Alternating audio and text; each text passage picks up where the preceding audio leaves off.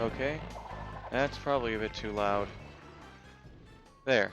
That should be better. Cortex strikes back. Press start to begin. Huh?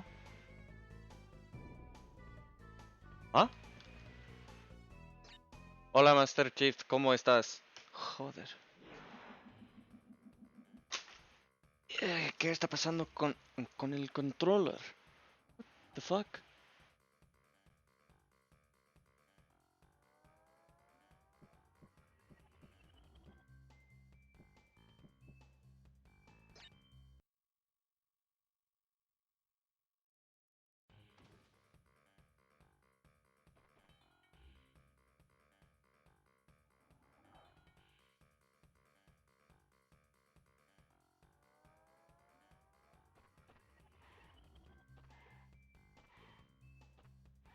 No, no he desayunado. Aún. ¿Ya? No, es ya. Joder.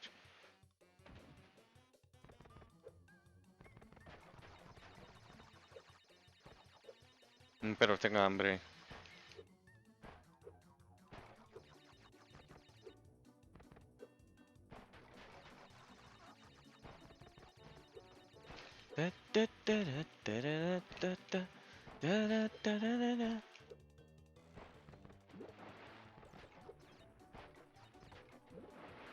Ah, sí, es verdad. He arreglado mis splits.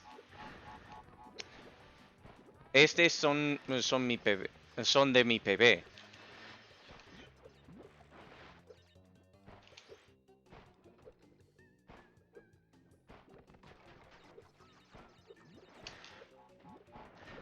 Me perdí mis splits. Mis PBs. mi- Splits de mi PB.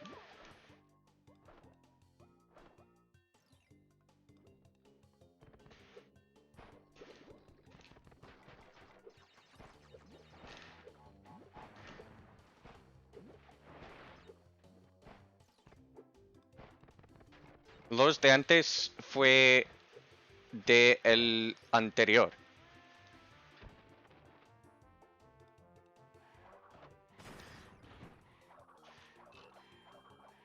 Anterior PB. PB. PB de anterior, no sé.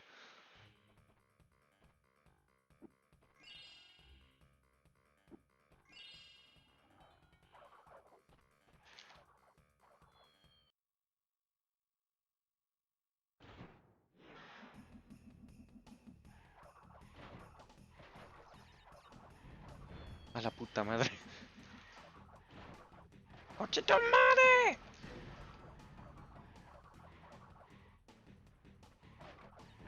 A la puta madre, ¿por qué? 2, 3. Ya.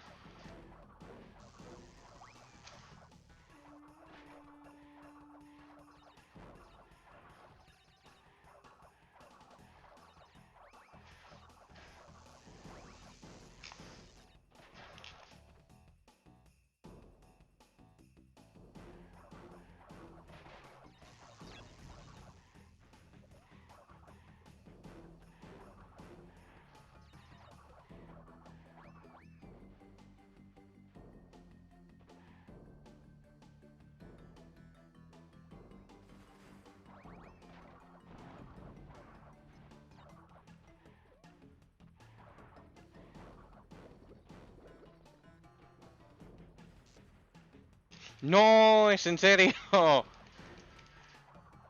Me falta un nitro.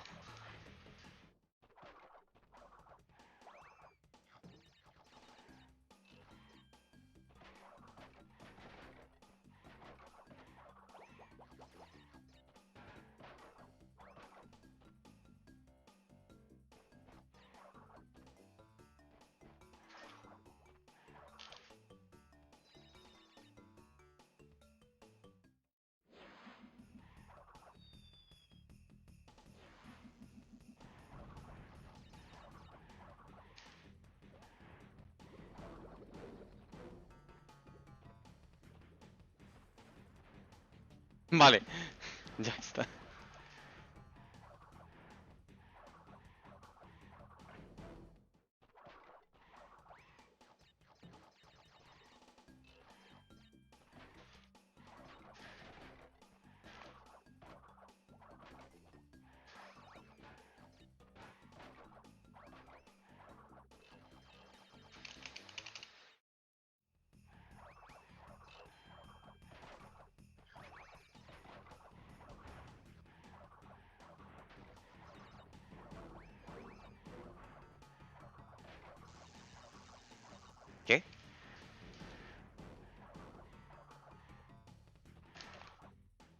Vale.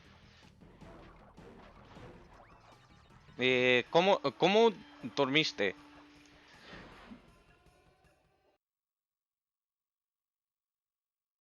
A mí no dormí bien, como siempre.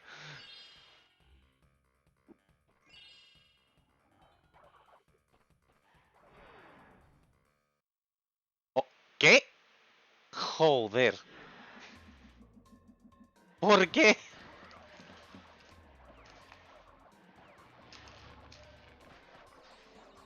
Ay, no.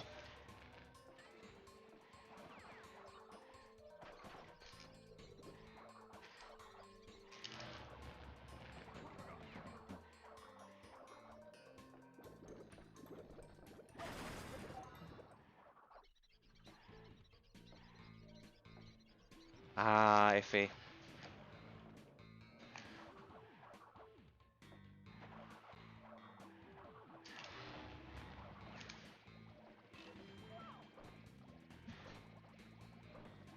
Tiene sentido.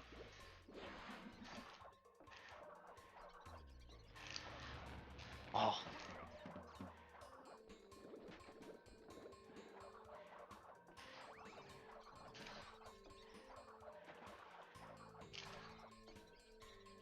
there we go.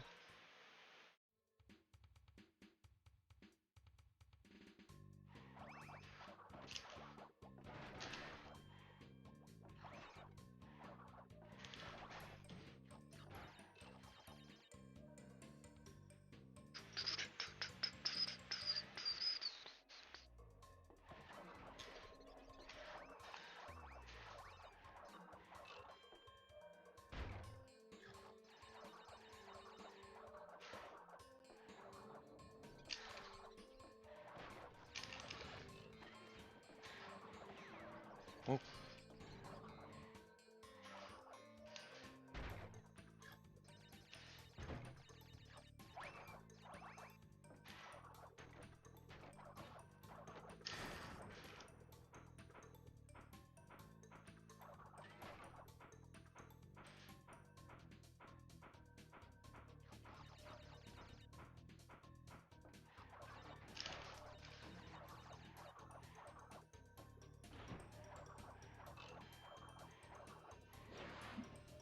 ah, there we go.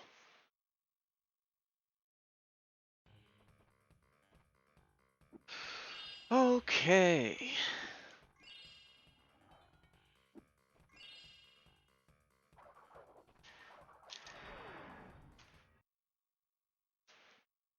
Pues estoy un poquito cansado, pero no pasa nada. Puedo jugar. Eso, eso es lo importante.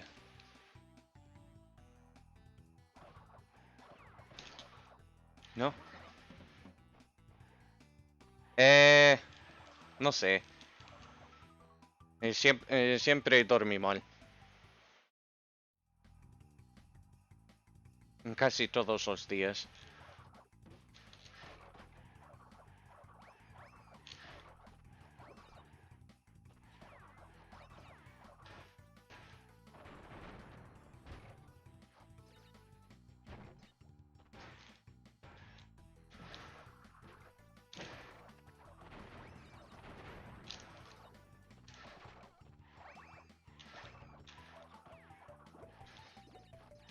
Ah, la puta madre. Muy temprano. Ese slide.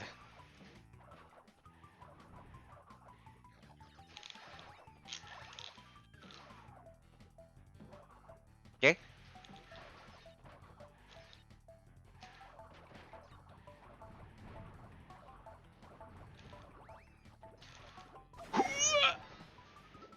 No, no. ¿Todo bien?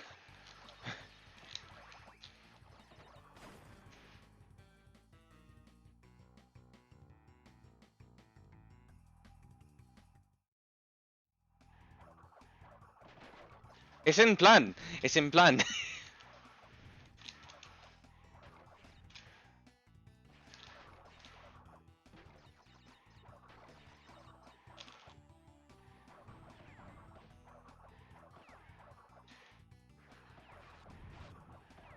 Todo calculado. Exacto.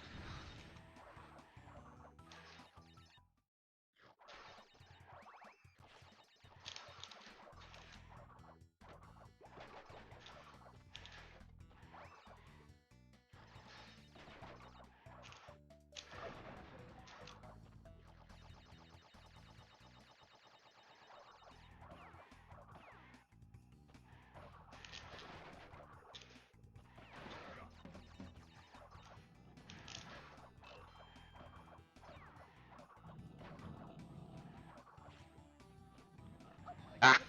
La puta madre.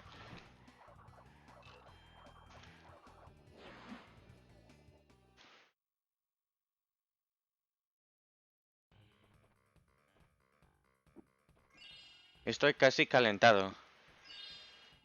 Por fin. Hace... hace una semana.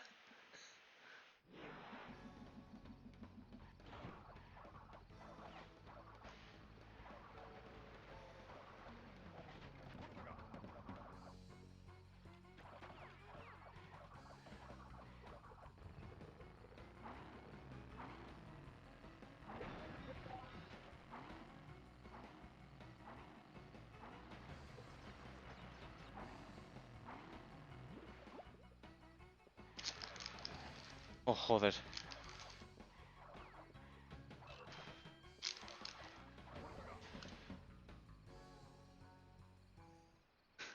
Imagina. de- debes calentar por una semana en este juego. Imagina.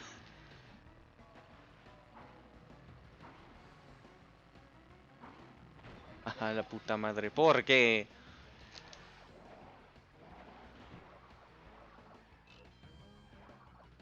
Really trying with the Spanish, yeah?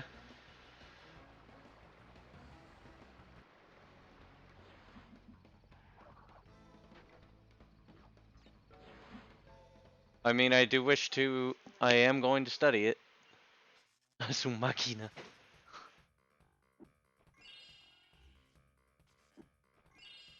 Also, what's up, Dimmy Spirals? What's up? What's up, what's up? Yes. Exactly. That's exactly what I wanted to say. Exactly, exactly. No.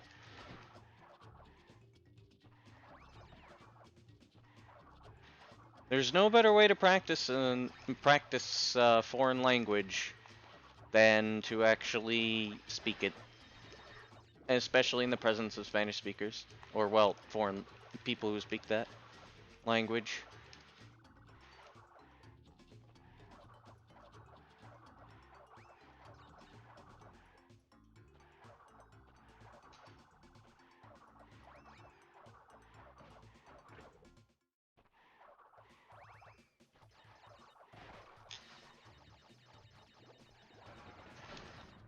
Here we go.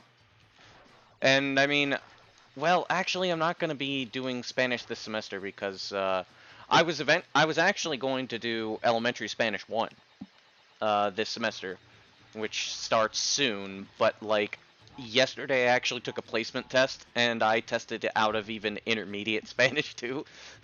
So like the rest of the things that were available to me were online classes and I was like, fuck that. I'm not I'm not taking I'm not taking online courses if it's actually going to challenge me, because I tried that last year and I failed almost all of my classes except for Spanish 1.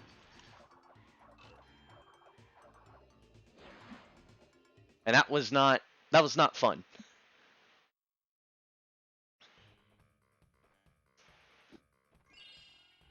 But I mean, you know, it is what it is.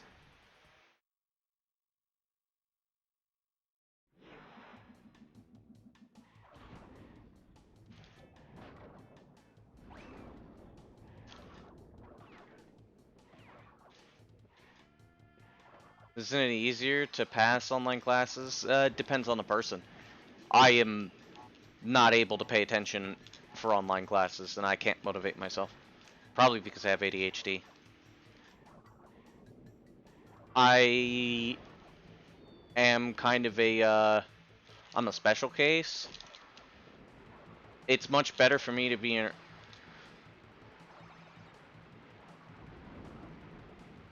Oh, I mean, the only thing is I don't cheat in my courses ever. Like, I mean, most of the classes I took were just reading stuff and history. Outside of Spanish 2, and I mean, Spanish 2, I just lost motivation because it was boring. And that was an elective, so it was an elective as well, not going towards anything.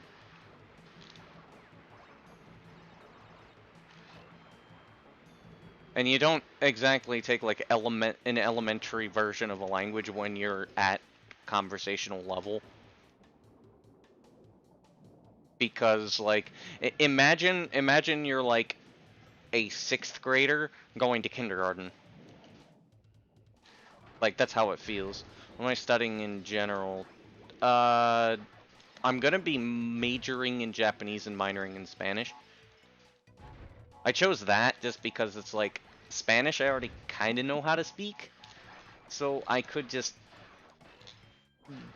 I should get another language under my belt in my opinion because it's just better overall because you know I'm going to go into translation and maybe interpretation. It's better to have multiple languages under my belt because then I can do more work and I can get better pay.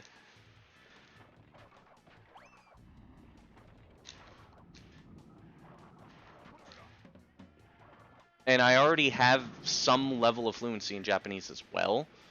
It's not a lot. Not like in Spanish.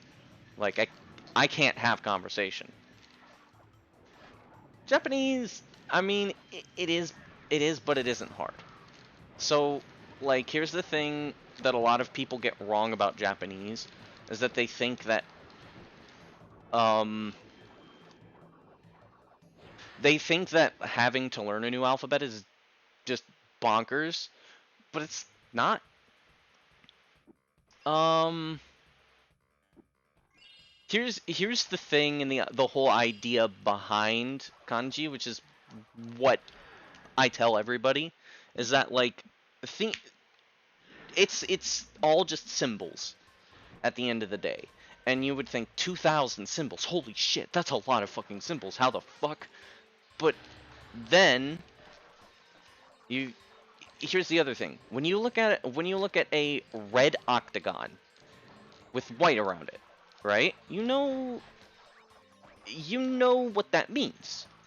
Or say like a yellow triangle. You know what that means. It's the same thing. You just look at something and you know what it means. You know exactly what it means. Kanji is the same thing. The only thing you gotta do is just take the time.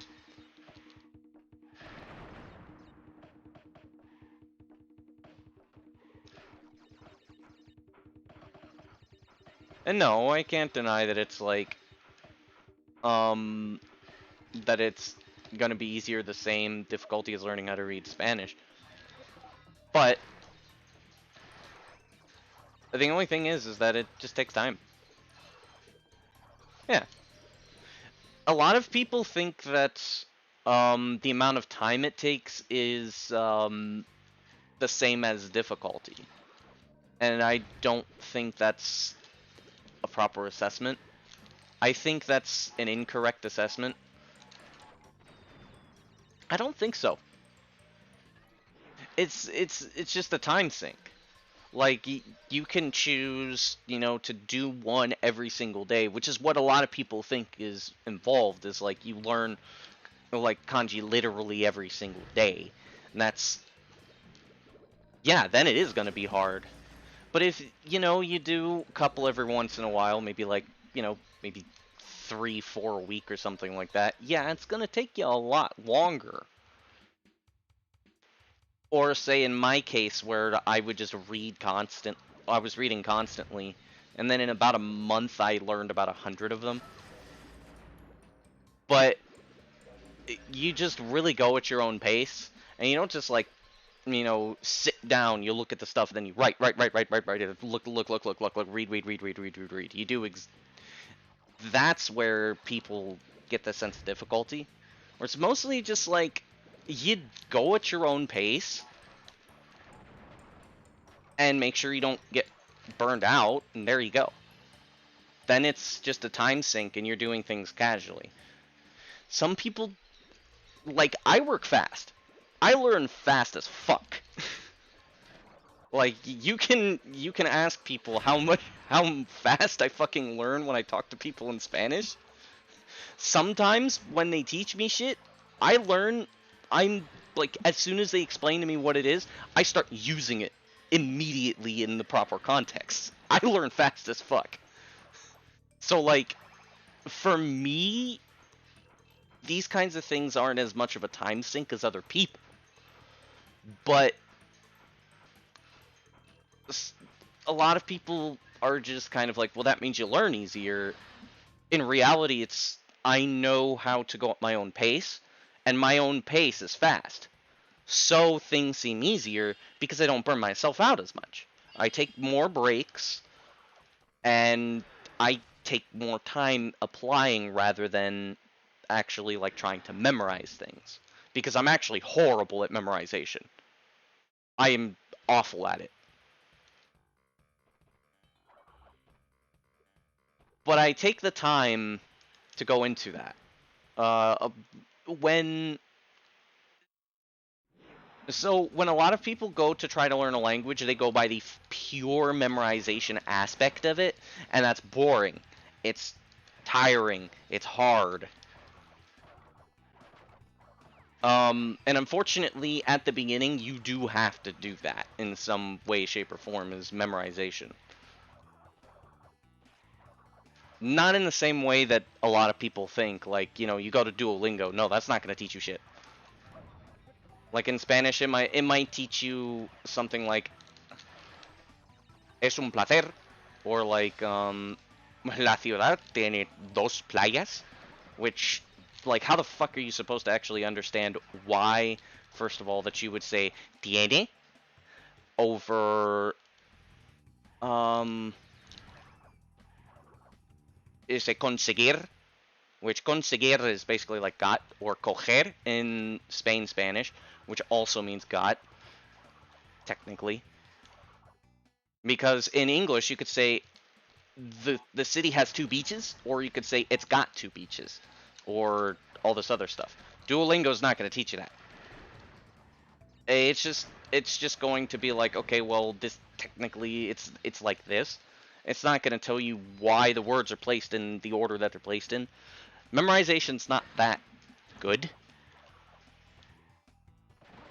There is some, but I like going with an application, more of an application thing, where it's like, instead of worrying about what something is supposed to be, you learn how to apply it. You learn how to use it. Then it's a lot easier to keep in your brain.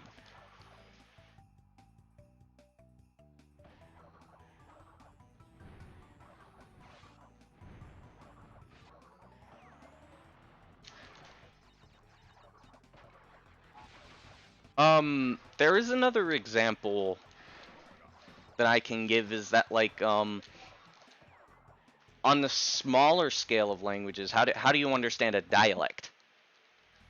So, like, say,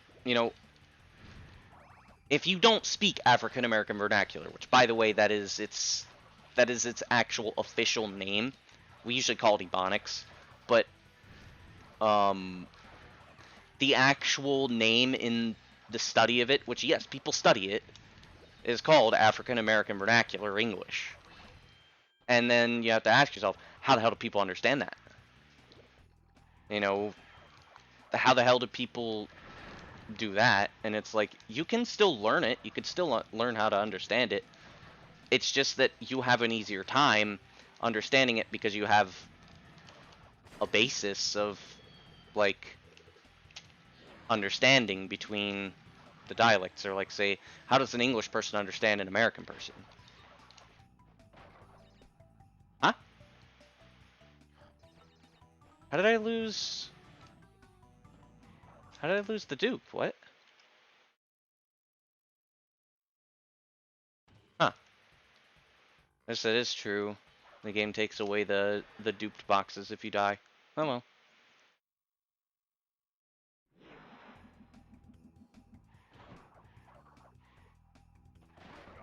It's just easier because you have a basis. Also, fun fact, it is, Ebonics is more grammatically difficult than English. Fun fact. I'm from the United States.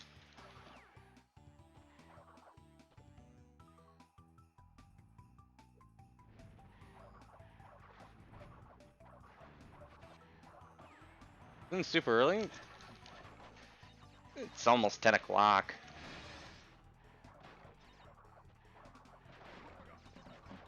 No, I've been up since 6:30.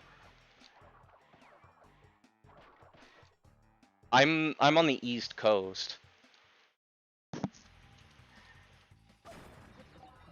I like waking up early. Don't judge me.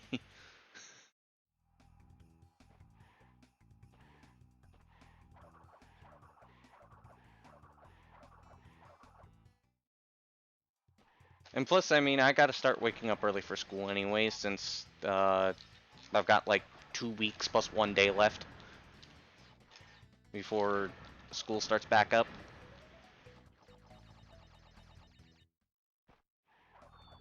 Speaking of which, hang on, I need to check my emails just in case I got some fucking shit. No, I'm supposed to take an assessment test, placement test for Japanese. The Japanese professor is supposed to get that. Oh yeah, Crash. Crash 2 is really, really cool to watch. It's really fun to watch. Twins is good too. Like, Twins is really good. Twins is one of my favorite speed games. Both to play and to watch. But this game, like, it's fucking bonkers too. There's just so much shit that goes on here.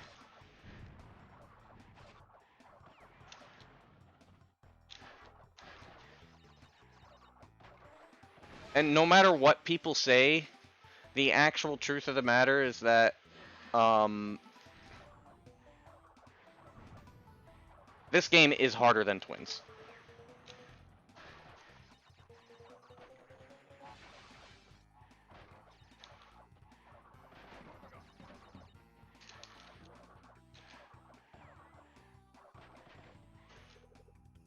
It is. Like, there's no denying it. This game is more difficult than Twins is.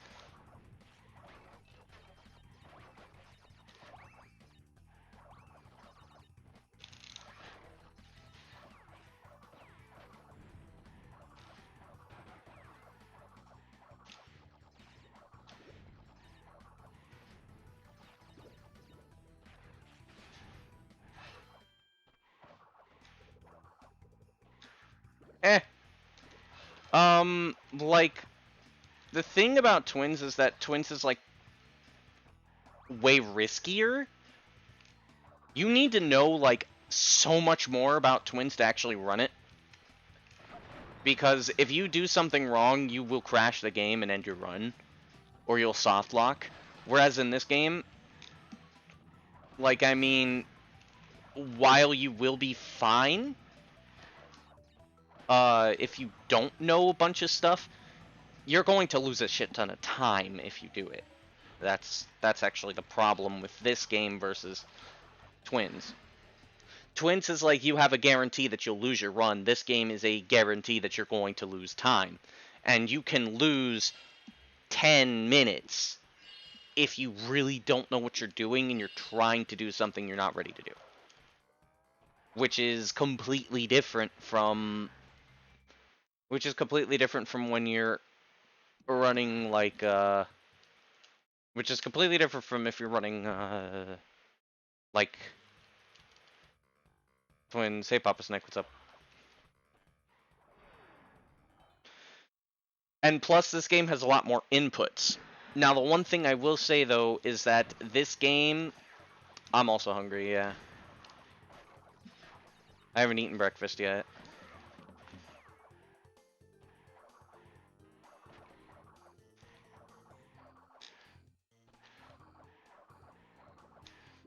Um, the nice thing about Crash 2 though versus Twins is that Twins is like stupid when it comes to looking away from the screen. Because you constantly have to pay attention to exactly what the fuck you're doing in Twins. In this game, you don't have to.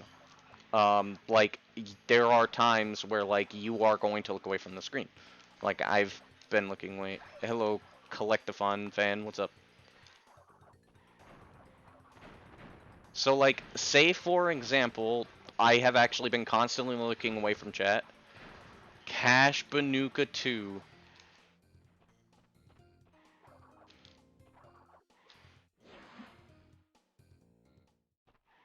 That's actually, and I'm not even kidding, the first time I've actually seen somebody call it that in my stream.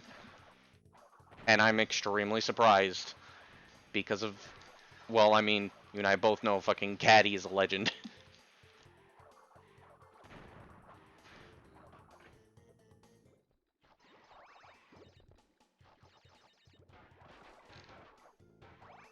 Oh yeah, I do. That's why you don't ever spin on top of Nitros.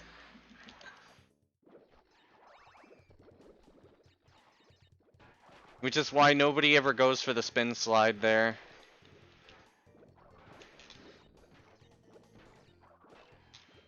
Like, there's so many things that can go wrong if you spin in that kind of a scenario. Nobody really knows why that happens. It just kind of happens. To call their games stupid titles.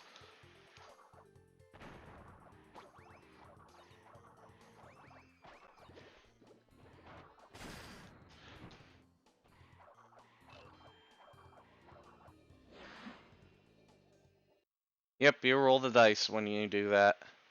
That's why you should never do it.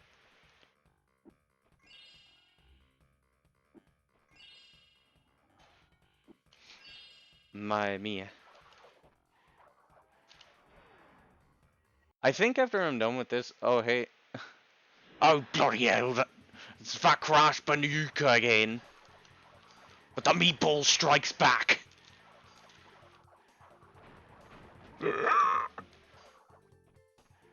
I'll be here all week with shitty caddy impressions.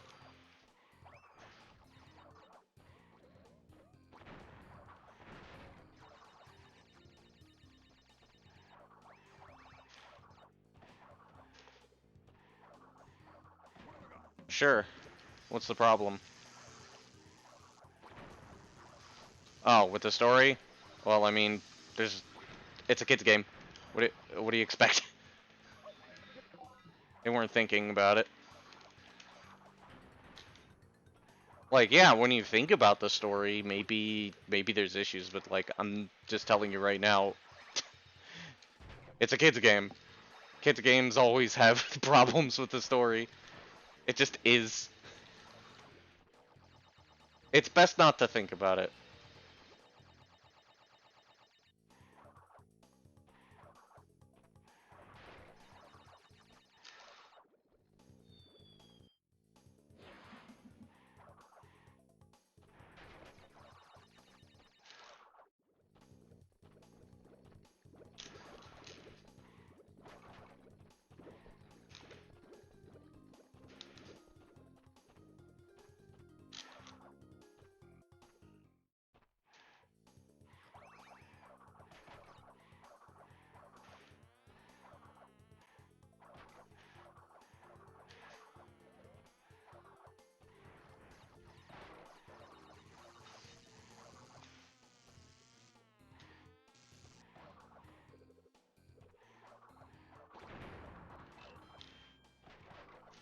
At that point, you're asking a lot out of Andy Gavin. I think Andy Gavin just wanted to make a dumb game.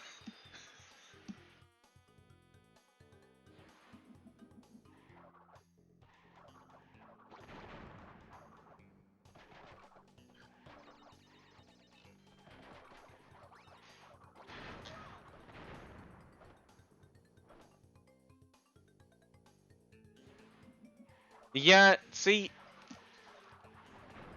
I'm pretty sure that was intentional.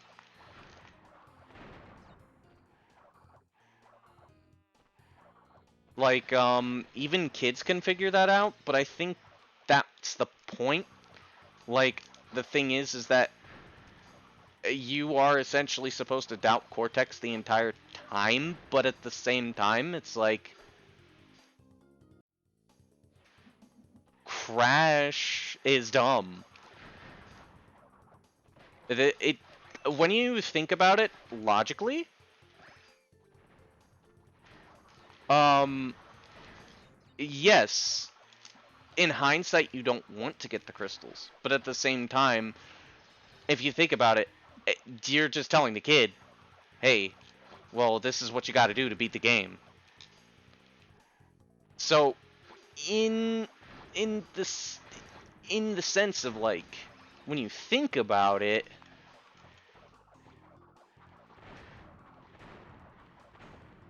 you don't want to trust Cortex, but he's basically giving you the objective to beat the game. And the kids eventually are supposed to realize that that's what they're supposed to do to beat the game.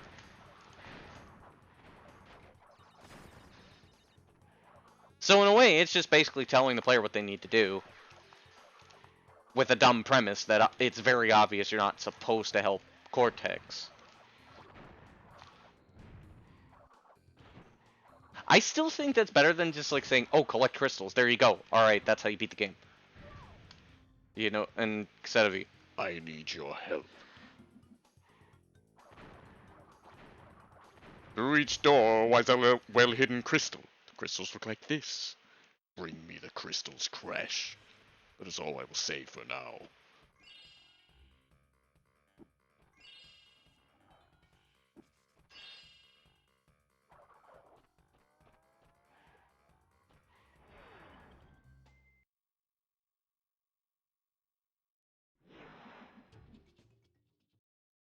yeah, again, it's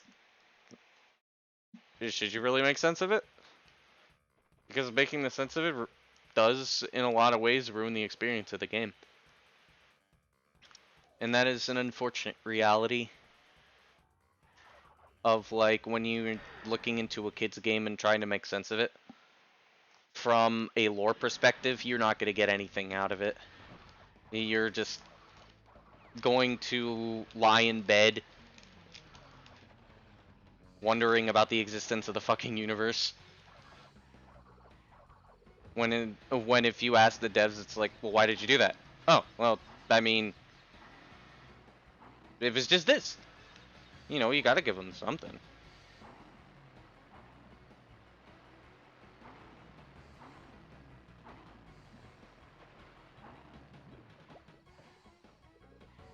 I like going by the simple is best policy. The Brio character arc.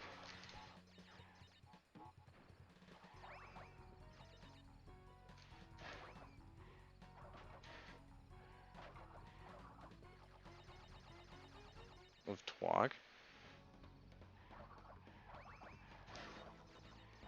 Interesting. Not a lot of people actually think that. Though a lot of people really do like Twok. I like Twok too. Don't get me wrong.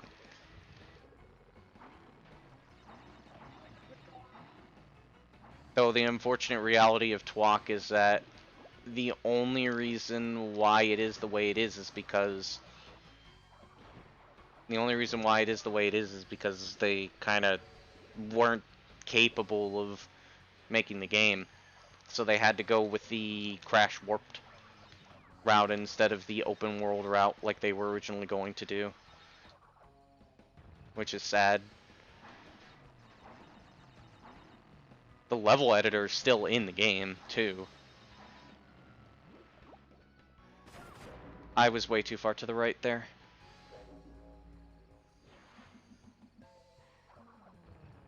Oh, la puta madre! No me doy cuenta. Well, yeah, it's Traveler's Tales.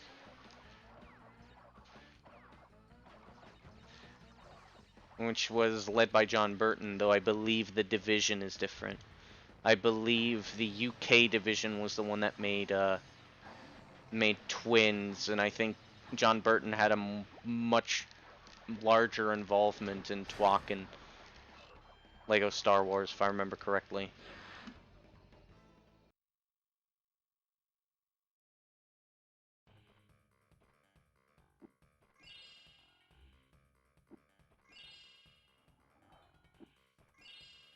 Yeah, Oxford Studio made Twins.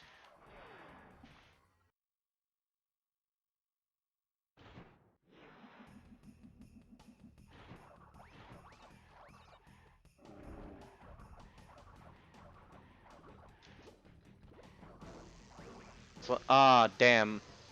I was too far forward, unfortunately.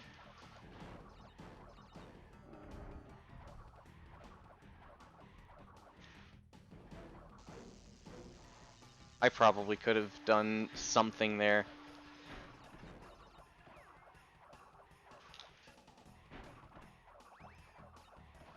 Well, I mean, as kind of backwater as Traveler's Tales is now, they were incredibly successful back in the day.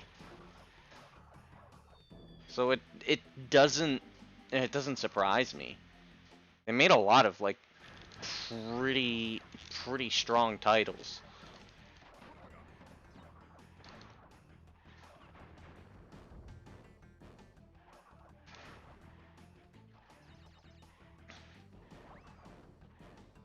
Should have been doing glitch lows there. Why am I doing the old strat?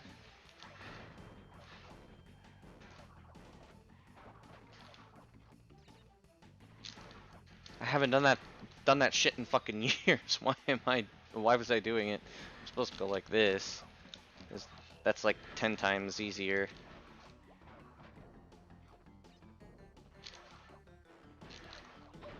There we go.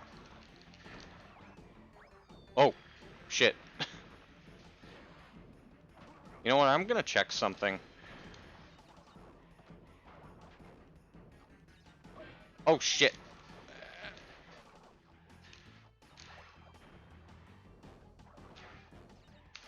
Hey, that works!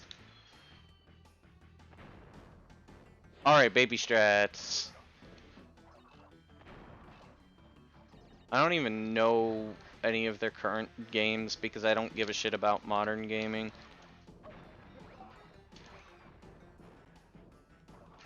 Alright, so see here? You just aim upright, and then you curl down left. There you go. Easy. You don't even need to zigzag. Low effort.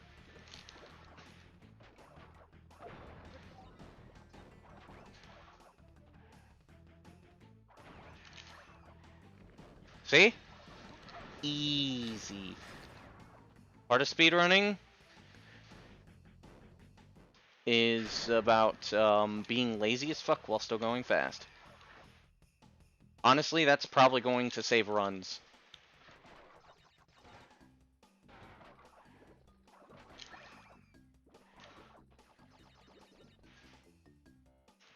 I think afterwards I'm going to like...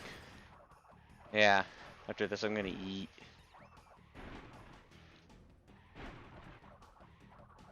Oh yeah, that could save runs. People are gonna die.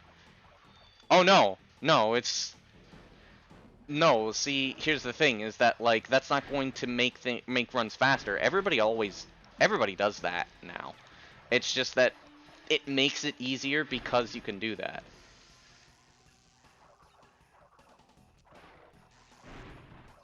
Actually, believe it or not, in a speedrun setting, Blue Gem is actually very difficult. Oh, fuck.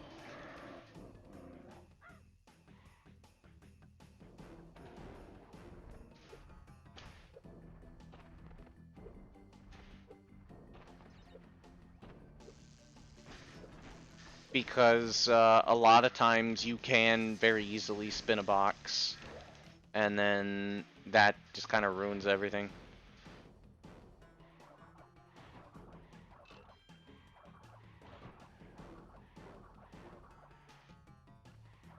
Oh, my question is, though, is why are you comparing Crash 4's Blue Gem to Crash 2's? The games are very different at the end of the day. No, no, no, no, he's not talking about NST. He's talking about... The games are still functionally very different.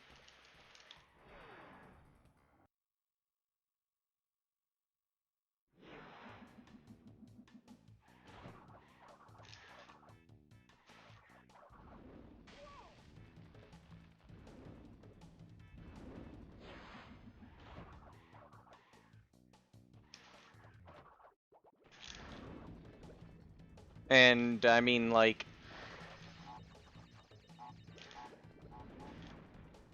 This game...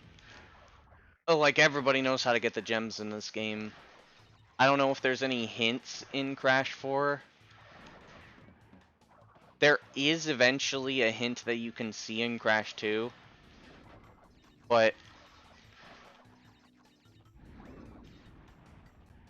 The fun of the secrets was not necessarily the challenges as much as it was finding them.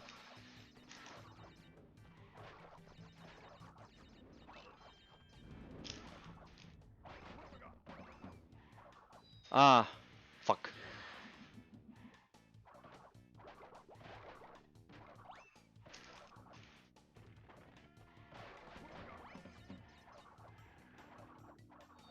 Damn it, I pressed the spin. I pressed spin too early.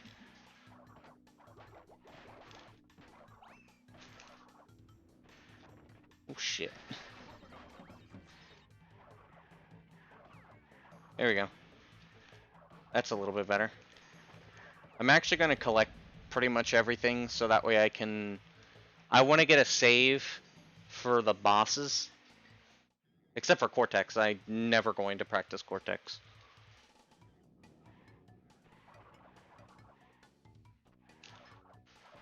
Easy.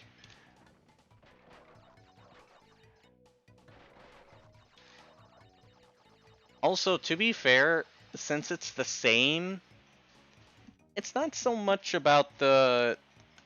Since it's the same as Crash 2, most people that are going to play Crash 4 are probably going to know that. Cortex boss in Crash 2, I mean, it's not really a boss. None of the bosses in this game are really, like, that hard, except for Komodo Brothers. Who would die in Cortex?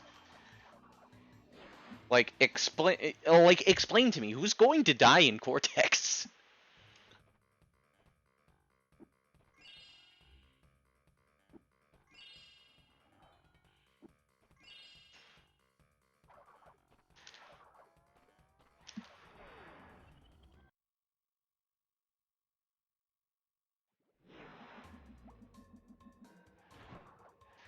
It's not that it borrows stuff. Crash 4 is just inspired.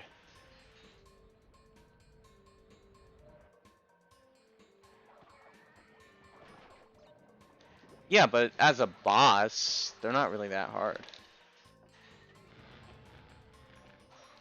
I'm not talking about in speedrunning.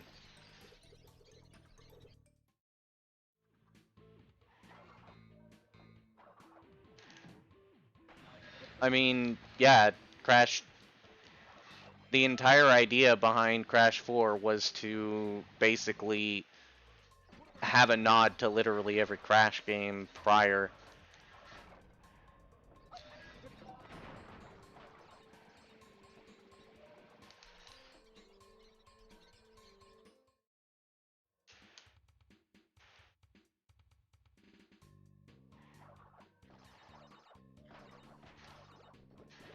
That was the whole idea behind it. It's not that it takes after one game more than another. They're just trying to use like every bit and they were trying to basically use nostalgia for everybody who was nostalgic for Crash to actually buy it. And then try to get new people into the series. That was the whole idea behind Crash 4. while giving them a lot of gameplay time by making things extra difficult. Though they did an okay job from what I've noticed, but I don't know. Anything that comes from Activision, I just can't.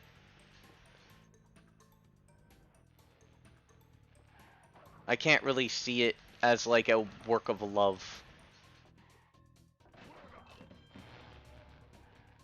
I mean, from what I've seen, it looks like a pretty decent game, but I don't know if I would call it a good game. The only thing is that in this generation, this is where they had to push games to be really good. So the greats are still great. Greats nowadays, because of how the industry is, are nowhere near as good. So it can skew your perspective of like what is a great game and what is a good game.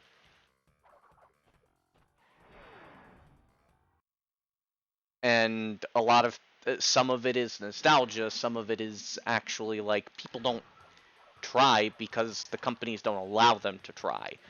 That's why indie games are almost always so much better than AAA titles.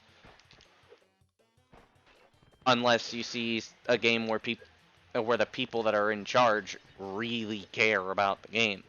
Like, say, for example, you know, Final Fantasy XIV, which, I mean, I can't get behind because I'm not a big fan of MMOs. But the people behind Final Fantasy XIV, they fucking care. They care a whole fucking bunch about the game.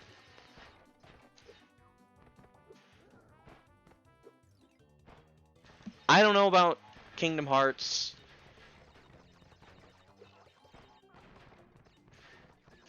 I don't know anything about other Final Fantasies. I don't know anything about, like, most things in terms of the modern game industry, but what I do know is that most games are just not... People aren't allowed to make them with love. It's all about the money now. I mean, to be fair, it was always about the money, but back in the older days, the thing is that video games were so much more niche.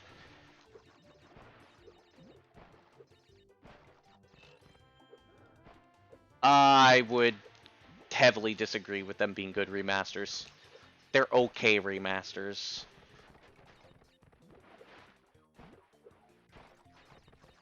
The biggest problem with Reignited is that Spyro 1 was actually really good, but the rest of the games were outsourced because Activision didn't allow Toys for Bob to really push the games and make them... They couldn't polish Spyro 2 or 3. It just was not possible for them to polish it, which is a huge problem. Doom Eternal, I don't know.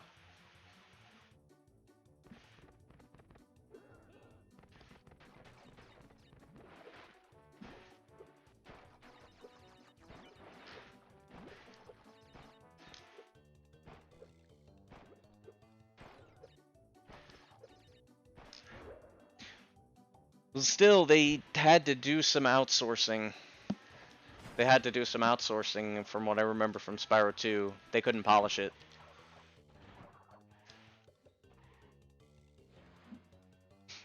And NST was literally extremely low effort.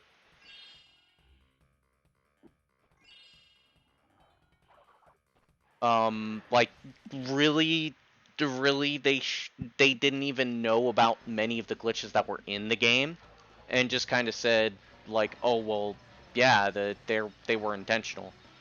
But when people asked about them in their streams, like, hey, look, this percentage counter's wrong sometimes, or this and that, and they had no idea.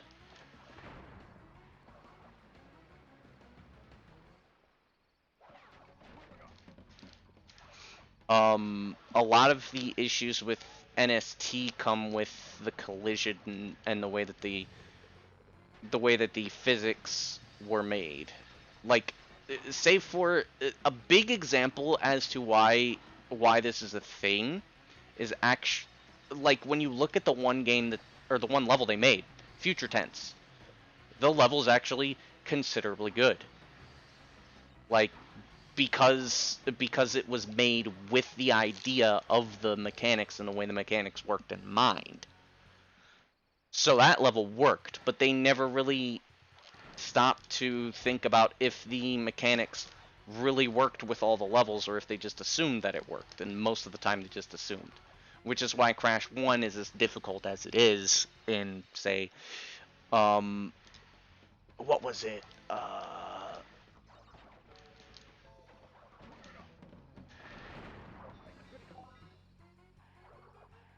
In Road to Nowhere, was it Road to Nowhere and High Road? Those levels, like, in particular, are not very good in NST just because of that particular fact, that they didn't keep in mind the fact that collision is, like, round instead of square.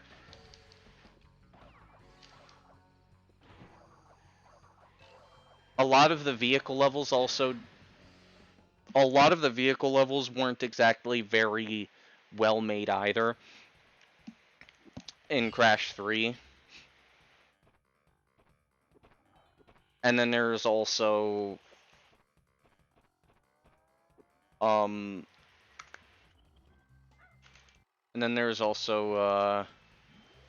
crap. I didn't want to go fight the Komodo brothers.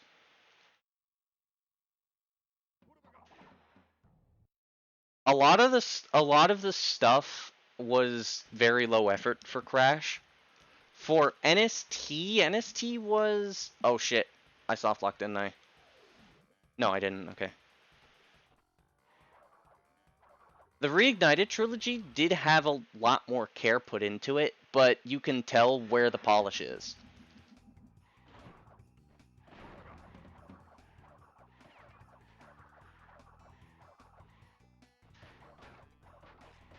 The biggest issue with the remasters is that people, when you know the intimate like details, like, especially as like a speedrunner, when you know the intimate details of the originals,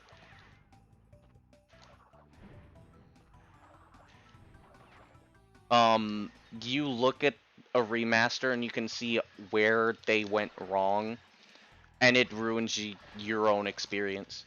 And yeah. And that's also not to say that I think that the remasters should keep the flaws of the originals, but I don't like when there's new flaws.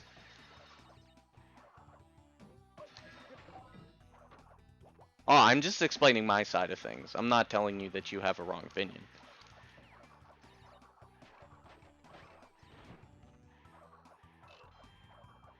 It's a difference in perspective. And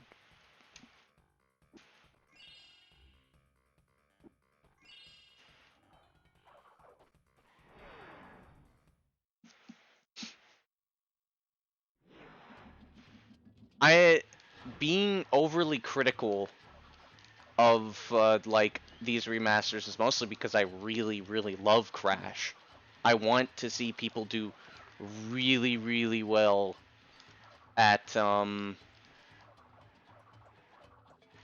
what they're doing. And when I see things, I'm not. Am I pushing my opinion down your throat? I don't think so.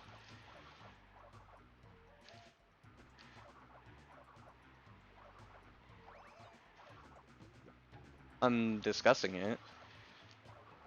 I'm discussing my own opinion.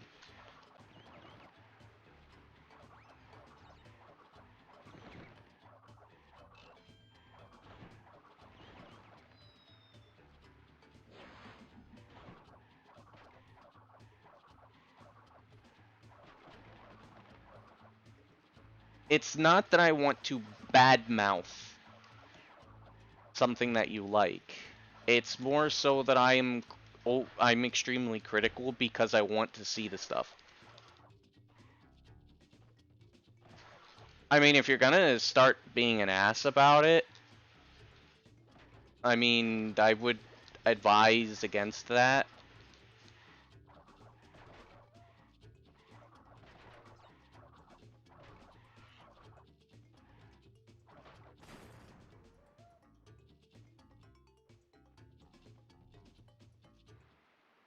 I mean, that's fine.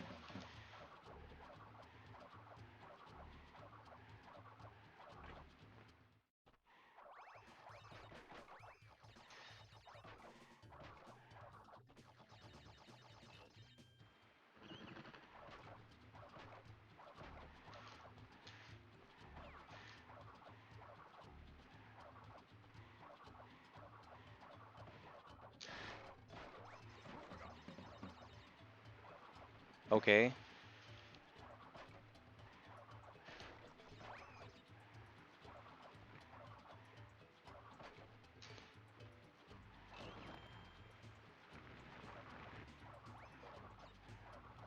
That was one of the things that they did decently was the graphics design for the Reignited trilogy. That was one thing I did notice particularly, that they did a decent job at capturing the aesthetics of the original. I don't know about the music. The voice acting, I mean, in 3 the voice acting was pretty good in the Reignited trilogy. The first one, it still doesn't compare to Clancy Brown in some instances. To be fair, the original was cheesy because, I mean, it's the 90s.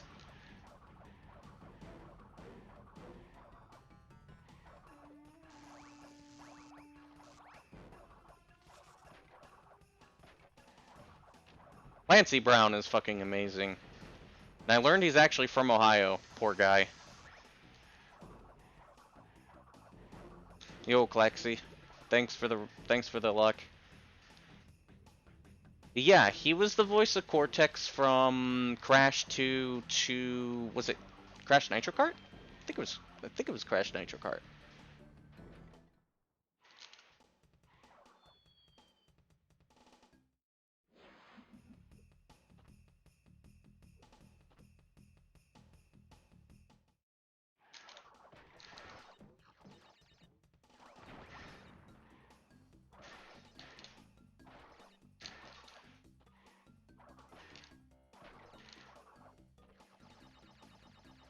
And Clancy Brown was in a lot of video games.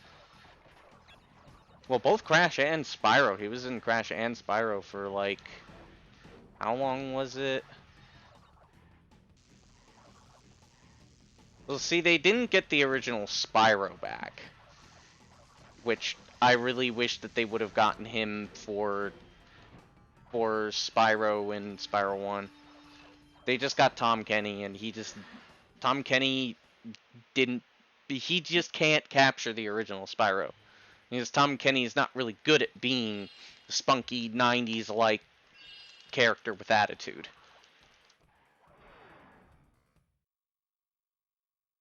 But in Spyro 2 and 3, he was a little bit less like that. And Tom Kenny did a very good job with 2 and 3.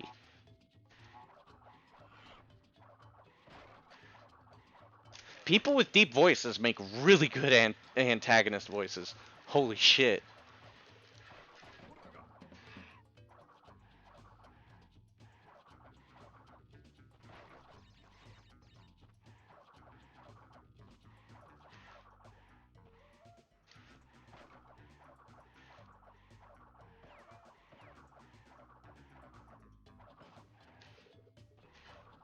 I mean, when did we turn to shitting on things?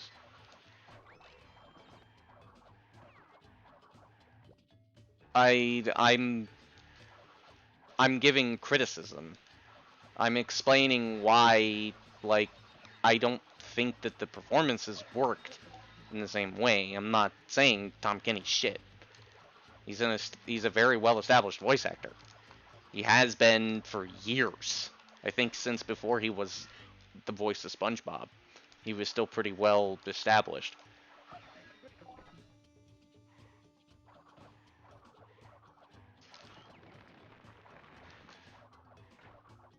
I think that's what you're not understanding, is that, like, there's a very large difference between criticism and shitting on something. I understand that sometimes I can say things harshly. That's just the kind of person that I am. That's how I talk, unfortunately. It's the product of how I grew up and where I grew up.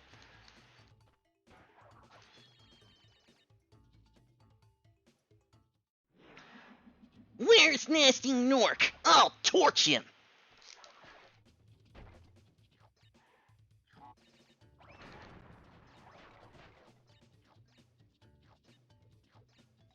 Hold your horn, Spyro! You have much to learn first. Do you know what the dragonfly following you is doing? His name is Sparks, and he's helping and protecting you. Keep an eye on him and see what I mean.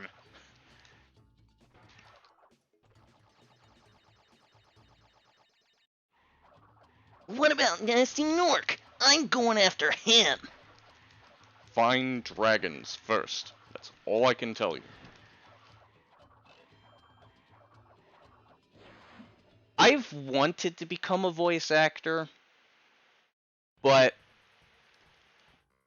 like, for one, I mean, all of the things I actually tried out for, which were just YouTube things or whatever, I actually only made it into one.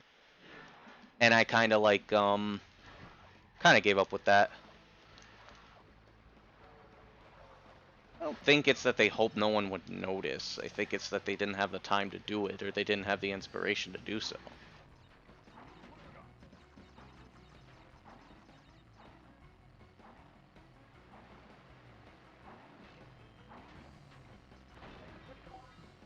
They were placeholders, and they had a very limited amount of time to work on the game. In a time where games were nowhere near as streamlined as they are now.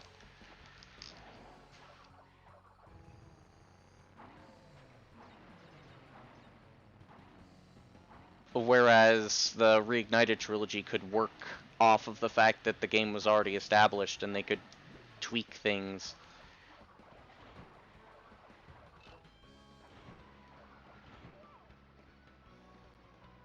I mean, that's not to say that I would have that I should prefer to have that be as it is, but the reality of it is just that.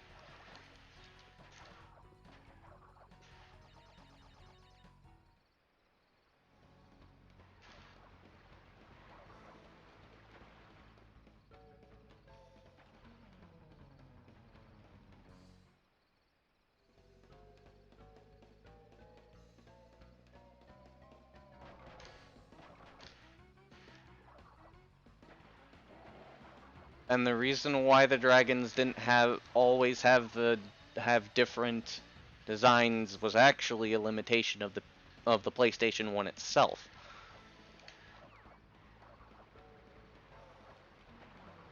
They didn't hack the PS1 like Naughty Dog did, so they didn't have access to as much as what Naughty Dog had. So they had to work with the limitations and around them, instead of being able to brute force it. At the end of the day, that's not exactly possible. I mean, you are saying that they're not good because there was a lack of them. Or because there was a lack of something.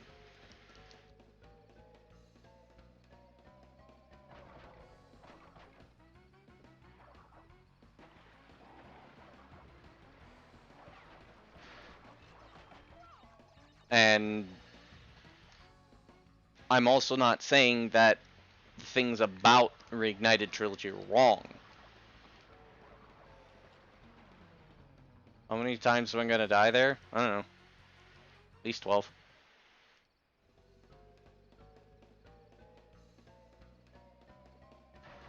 I'm just not sure that that in particular is a valid criticism, because there were a lot of limitations that they were working with. It still could have been better, and I'm not going to say that it couldn't have been.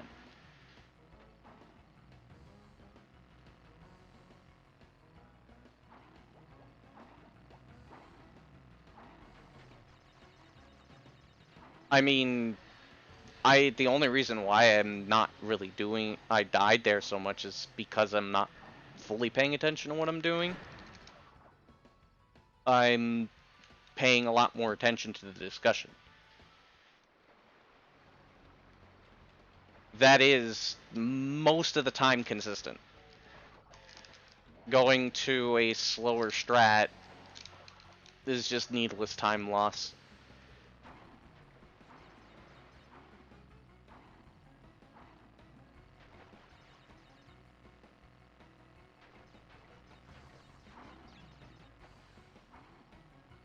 And, I mean, you're right to your opinion.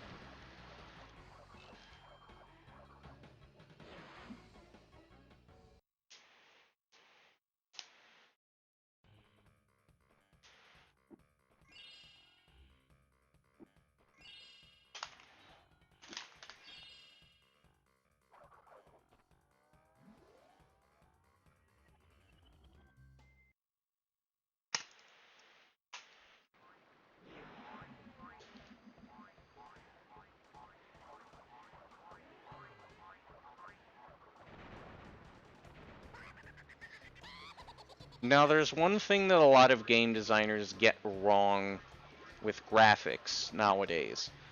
When you look at things like, say, Crash or Spyro, and you see how graphically things are,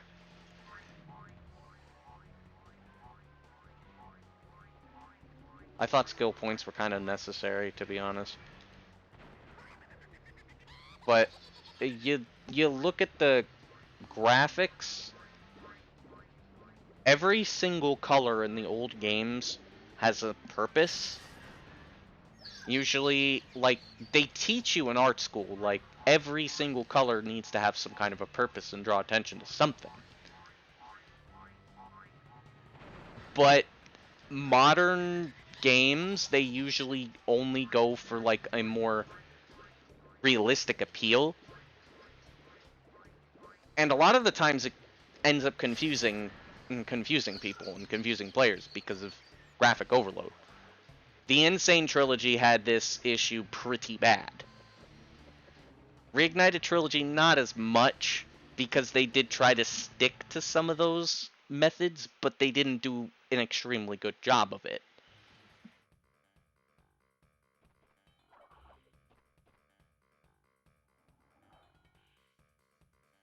Wait, no. I don't want to load yet. I want to go into here and then go into Warp 4, beat Engine, and then I should switch my memory cards so I can practice bosses in case I want to or need to. Not sure why I would need to, but, well,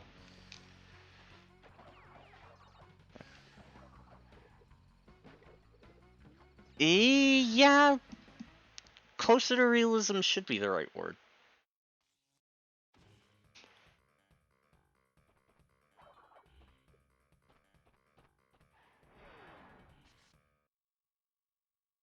Stylized, I would heavily disagree.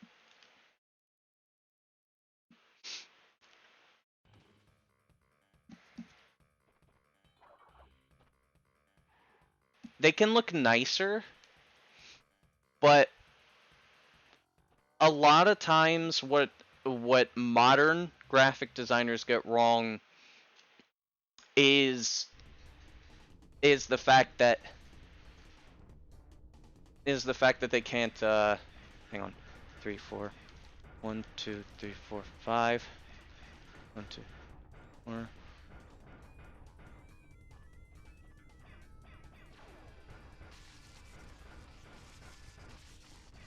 What a lot of them tend to get wrong is that they don't make things properly. in the sense of like they don't put a red there to indicate something.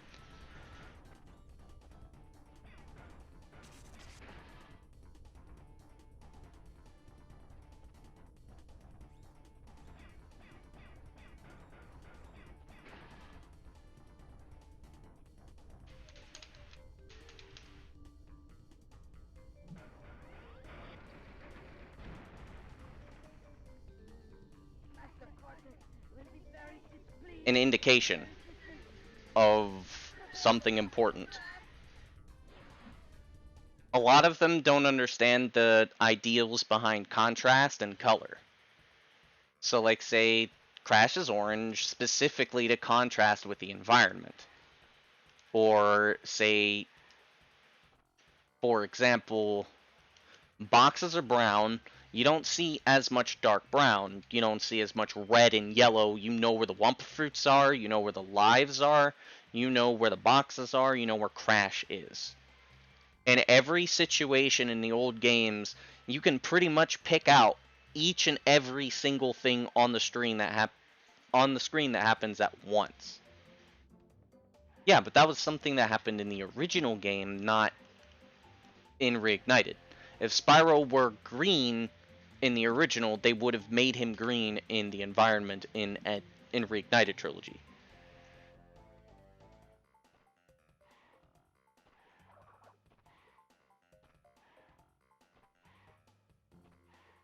And they wouldn't have made the grass any different just specifically to do that. Maybe they'd change the shade, but they wouldn't give him a new color to contrast with it. But when you go to newer games, it's like you see all these different colors, and you don't purposefully make your character have a specific color that contrasts with everything around you, so you know exactly where that character is. Or the objects you need to collect, you don't see the colors pop out nearly as much. Partially because of color overload, but also because of what I said, they don't make that right. And I've talked with this about someone who is in art school. Like, it's one of the first things that you're taught when you go to art school. You make these things, they exist, and they existed in older games to say something to the player, to communicate with the player, not just to look nice. And that's, in my opinion, a huge problem. And that's not to say, like, they shouldn't go hog wild and make things look beautiful, but they should also keep in mind that when you can't... Yeah, Crash does it a lot. Spyro to a lesser extent. Crash, the N. Sane Trilogy, does it a lot. Can you really say that you can easily see every single box in every single situation? Can you say that when you look at something in the N. Sane Trilogy that you can just tell specifically what the function of it is? Because when you play the old games, you might see a lot of those things. And things look conspicuous.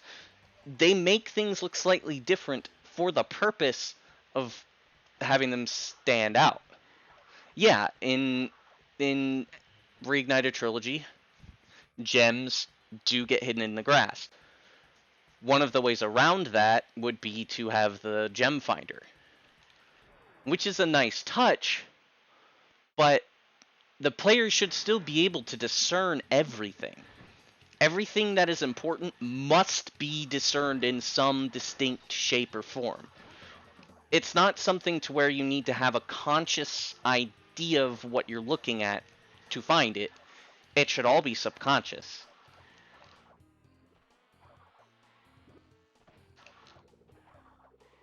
That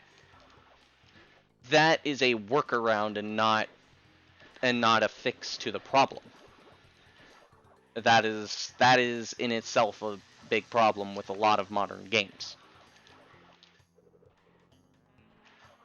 Like, absolutely everything in this game, like even if you're watching me, you can see everything that's going on despite the fact that I'm going so fast. You might not understand what's going on, but you know the walls, and then the box. It's like putting a band-aid over it. Like, if you took the band-aid away, it still doesn't fix the issue. The issue still exists, it's just that you are given something to help figure the issue out yourself. Now, here, what you would see in NST, these nitro crates, but you may not notice them because of the way that the graphics are. You might be more focused on this. When you can fall through the floor. Hey, don't you give me that shit, Klaxy. Don't you dare.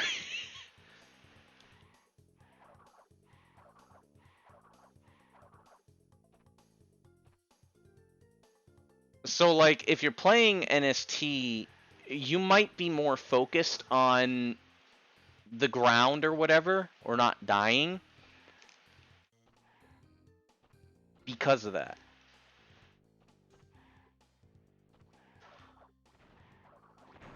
That also does not make it better.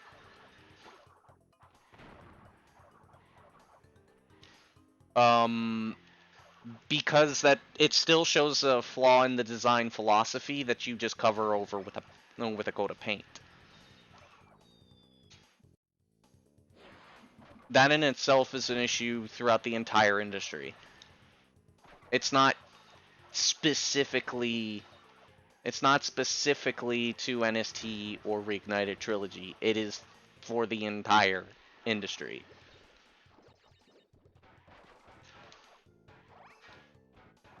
But a lot of the reasons why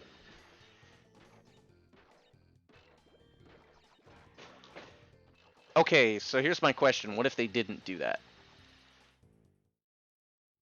What if they didn't fix that?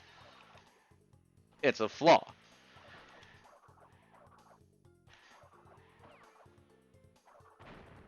They could have made gems more bright. They could have made the grass be a little bit more transparent when they have gems. They could make the gems overpower the grass. They could slightly tweak the gem color so that way you can see them better over certain backgrounds. They could do this, they could do that. But they chose to add something to help you find gems instead. And because of that, put less time towards all that.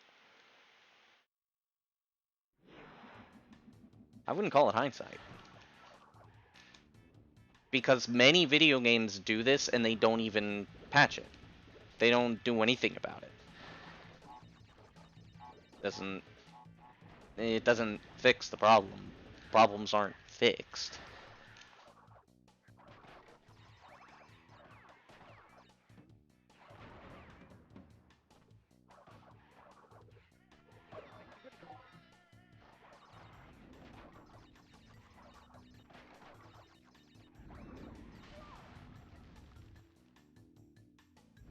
And I know that that is generally how coding works, but you're not supposed to be able to see the flaws.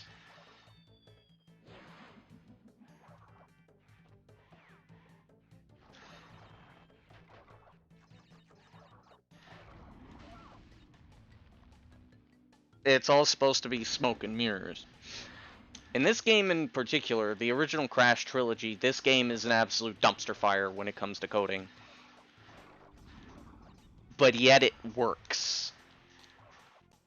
It masks all of its flaws, and the only time the flaws ever really get revealed is if you do glitches or speedrun or things like that. At least Crash 2 and Crash 3. Crash 1 is a bit different in some aspects, but you still can. But I mean, at this point, it's just I don't agree with the Band-Aid fix. I think that's a flaw the entire industry needs to address. Especially because it goes against graphic design in general.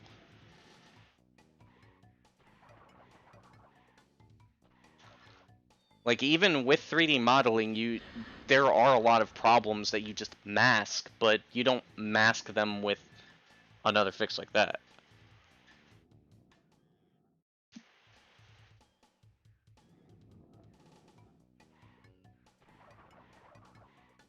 So, let me ask you this.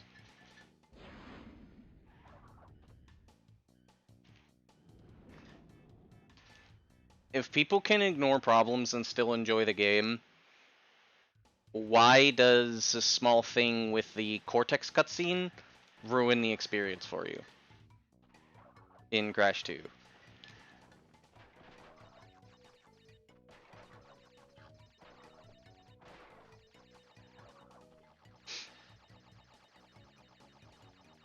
Because I want to know specifically if you're arguing against me because you want to be right, or if you actually are arguing things specifically because you believe in all of the stuff. Because, I mean, this whole time, I've been feeling like the only reason why you're kind of trying to contradict me is because I was criticizing things and said, okay, well, I'm going to say my opinions. Which, I'm going to be honest, that was a bit rude. In the beginning, it was fine. We were just having a discussion. Now, I've just had this feeling that you've been rude in my stream. And a reminder that it is my stream.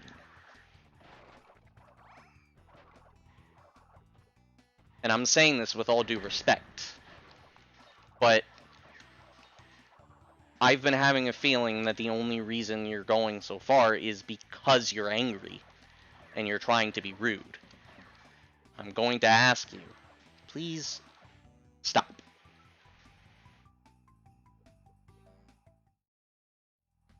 I'm not saying you don't have to hold your opinions in. Then don't act like it. Because you have been acting like it.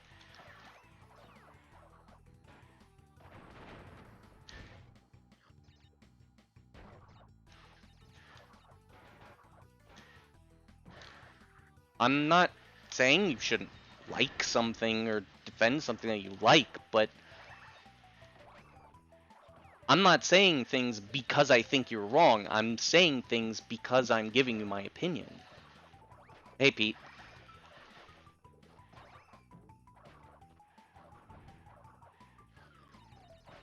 And when you use things like, you know, okay, alright, I'll give you my opinion.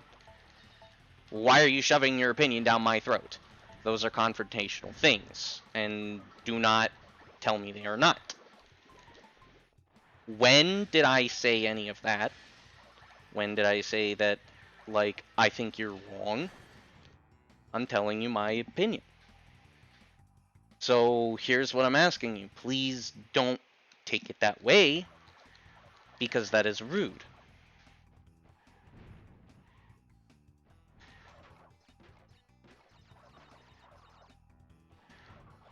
It's just good life advice. In general.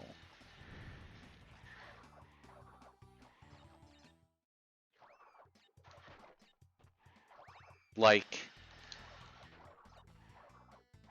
if you learn now, right? You know, that all this stuff is like,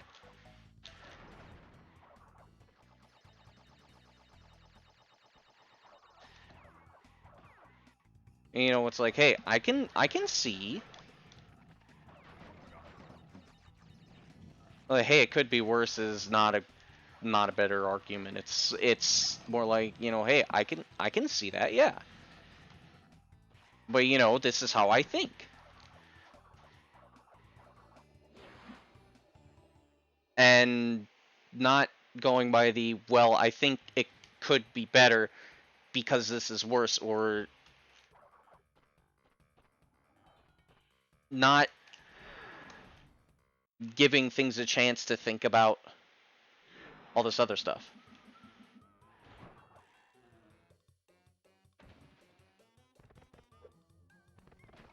I mean, to be honest, I'm very bad at explaining things myself, but it's like I said.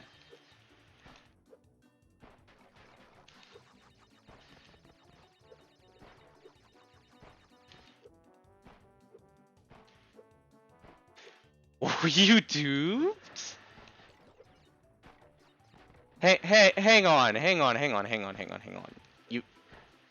You duped in. Oh yeah, the dupe in Snowbiz is possible, isn't it?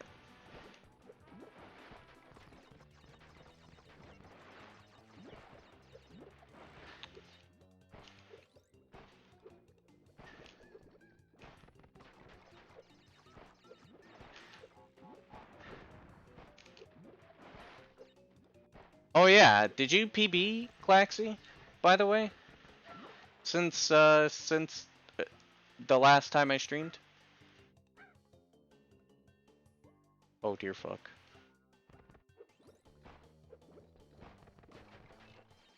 Yeah, you still have a 130. You'll get there.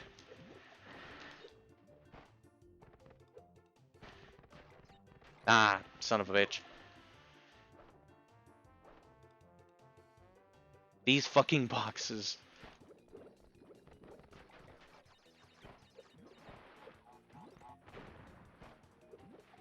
You know I'm hungry, but I don't think I'm actually gonna get food.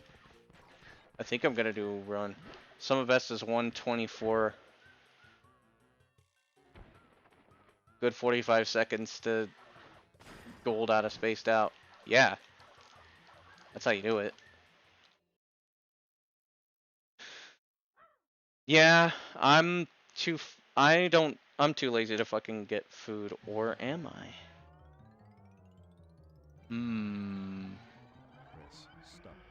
Food does sound good.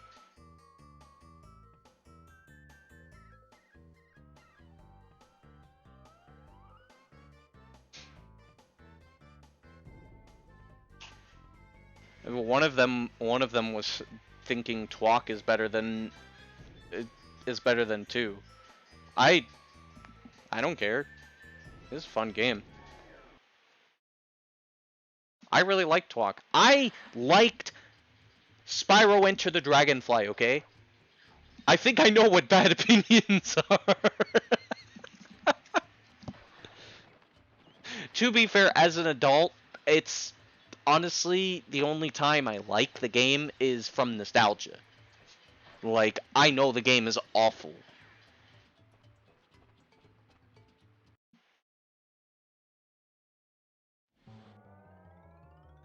ETD is very bad. Okay, so I have a story before I go and like put some stuff in the microwave so I can eat. So back in 2014, there was a Spyro Community ETD Hundo race, and what I did was retarded.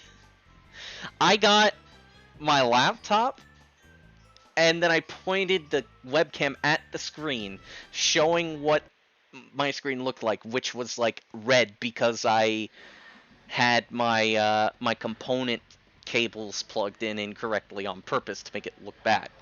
And then I also had the composite plugged into my Dazzle. So there were 2 displays at the exact same time because I knew this was going to be a meme. And then like about 20 minutes into the run, into the race actually, I was like, is there anything that I need to know about soft locking? And then people were saying blah, blah, blah, blah, blah, blah, blah. 10 seconds later, I soft lock. And I didn't have a memory card, so I quit the race. That was funny as fuck. There was a year later, I think.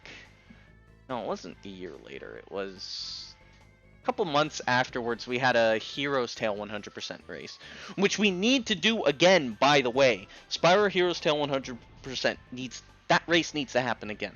More people. At this point, you could beat it in 3 minutes. It's actually really easy. You should. AHT is a lot better of a game than people make it out to be. 100%, yeah, I mean... Yeah, but AHT... The design... A lot of what I noticed that a lot of people don't like about it, specifically, is that it doesn't resemble the originals. Which I think to actually be more of a strength than a weakness. And I do think that it makes the game a little more fun because it's different. I don't think it's a great game.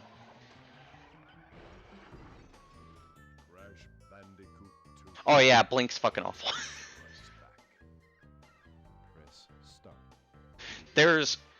Blink is awful.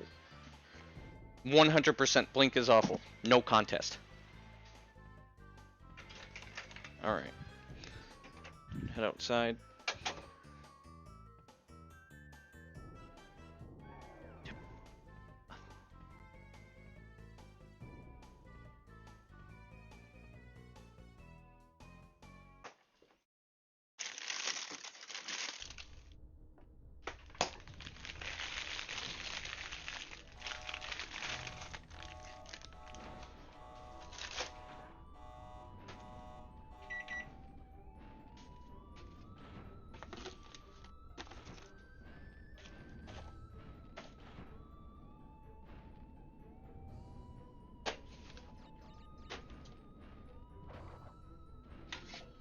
Mom, when did you say you had to go? Okay.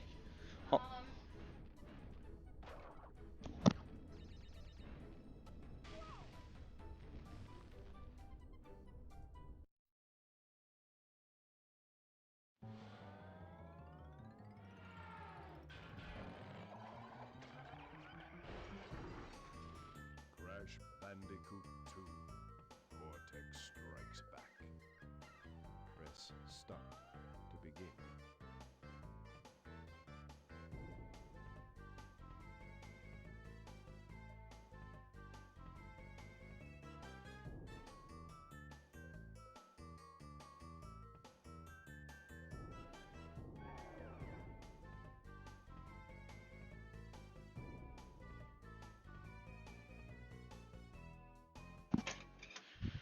Now we wait.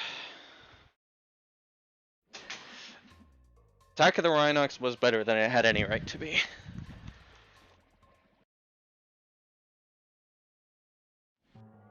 Actually, funny thing is that Blink's actual name was Blinky.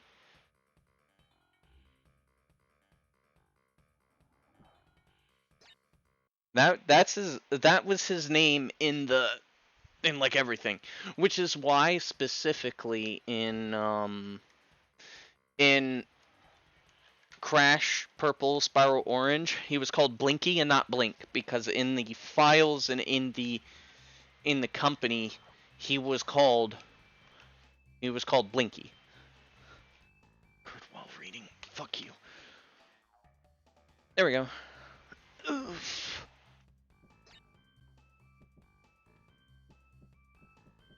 As a kid, I liked it. Wouldn't go back and play it now, though. Also, if you were wondering about like the glitched,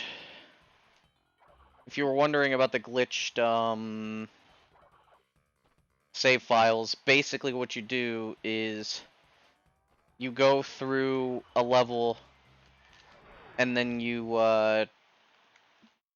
get walking while talking, which is you press X and square at the same time that a cutscene starts playing and you can move around. And then right as the cutscene's about to end, you go into the save file load screen. and enter a level as you select a save file, which would, in my case, be like 0% or something with all of the secret entrances unlocked. And then you essentially are in that at the same time.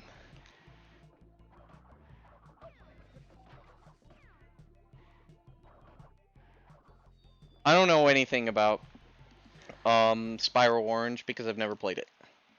Only Crash Purple. Yeah, it's really cool. And there used to be this there used to be this category called New Game Plus, which they stopped doing because they started getting a little too dumb with the rule set and saying like, oh well, you have to play the entire game to do New Game Plus, and I thought that was dumb. So I mean, New Game Plus, it's literally just you start at any warp room and you just get 100% and beat the game. So like, you can start in Warp 5, for example, and then do Warp 1 last. The route is literally free as fuck. You could do anything.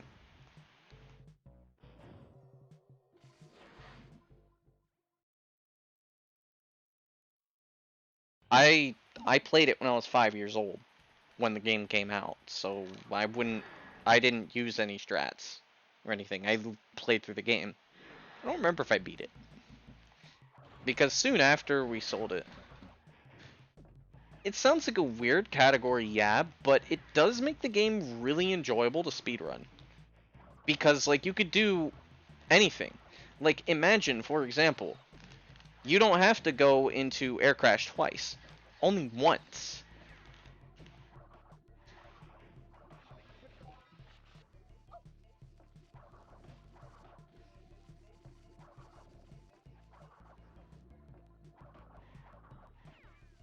You could do anything in whichever order that you want. You could do Warp 4 first. In fact, you could pretty much start in, you could start in Digging It and do the Digging It dupe. And that could be the start of your run. If you really want to do Digging It dupe. Then you save 20 seconds automatically.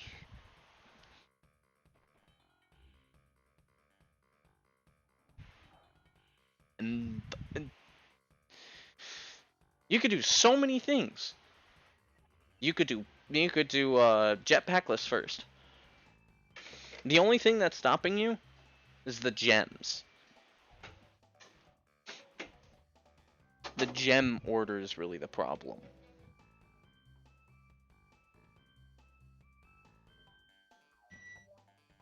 Which means that you absolutely have to finish Warp 1 before you finish Warp 2. Because of the obvious fact that you have to get the red gem to do Snowbiz. Then you need to get the yellow gem, obviously, to beat, you need to get the yellow gem to do Sewer later. And you need to have at least the purple gem to do Spaced Out.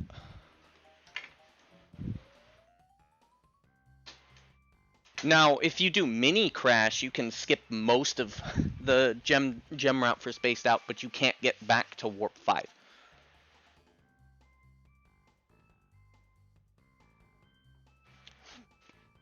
That's what we call them. I didn't know they had Warp, actual names, but not that. At this point, that's just what we call them. You wouldn't be able to change that.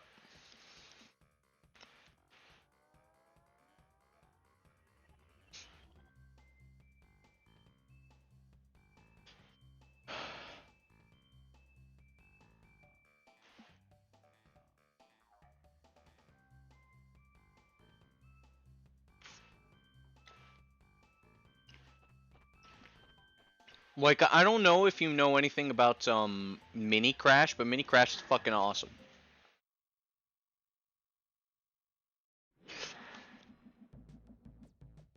Which, by the way, I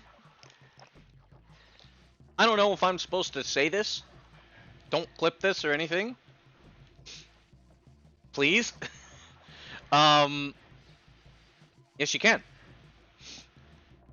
But don't say anything about this. But the Crash 2 100% TAS is done.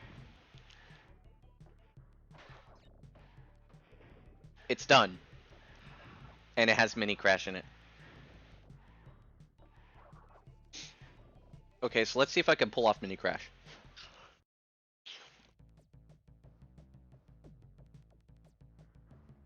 Actually, the best place to do it would be in Piston It. Yeah, I'm gonna do it in Piston It.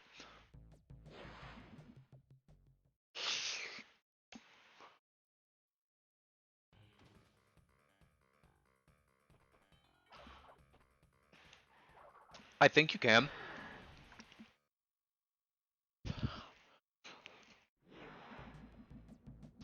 Okay.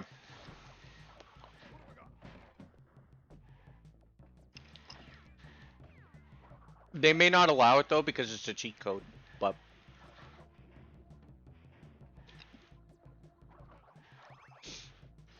alright, so hang on.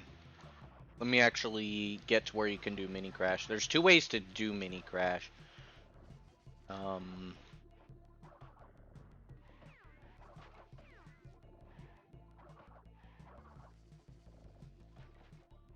Break box. There we go.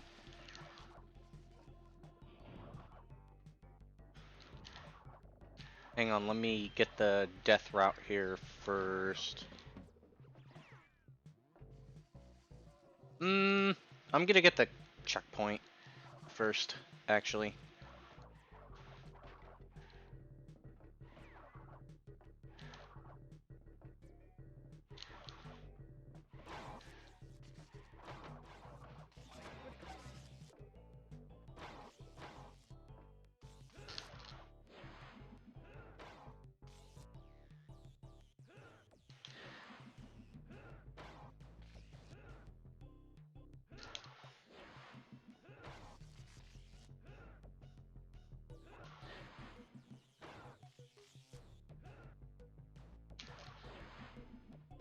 Hang on, I'll get it. That was about a frame too late. Damn it.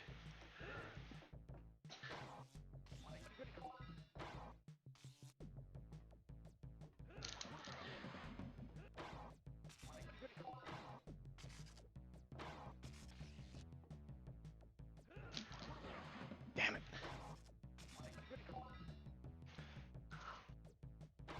There weren't any cheat codes in the original.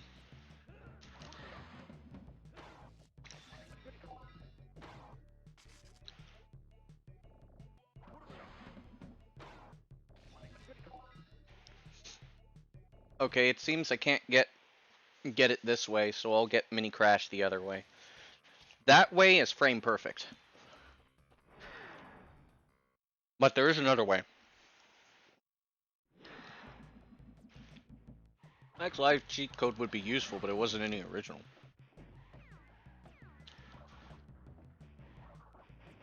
But the codes and but those codes in Reignited did exist in the original.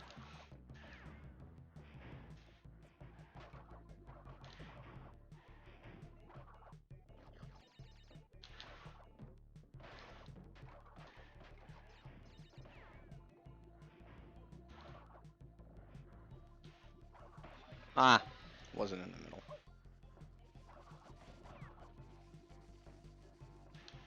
Sunglasses code? I think that was the only one they added. What? Alright.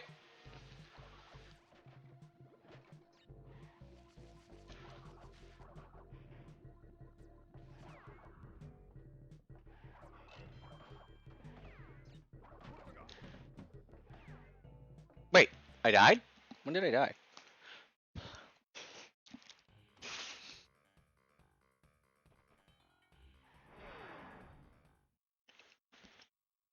No, I'm still eating, by the way.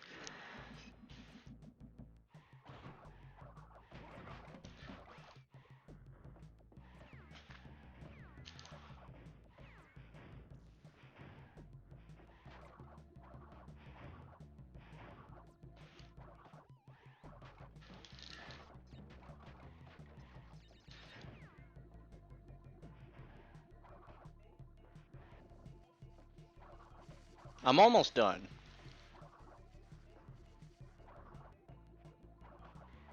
You know, a funny thing about Tony Hawk in particular is that his existence is actually extremely sad. And you would be like, why? He's such a famous dude. He's such a famous dude that gets things like, hey, you know, you look like Tony Hawk. Yeah, I get that a lot. People don't even recognize that he's actually Tony Hawk. Anthony Hawk. Are you related to Tony Hawk? No.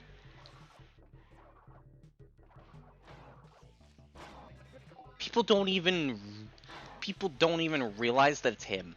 And the worst thing is that he doesn't even look that different than he did when he was actually, like, in his prime.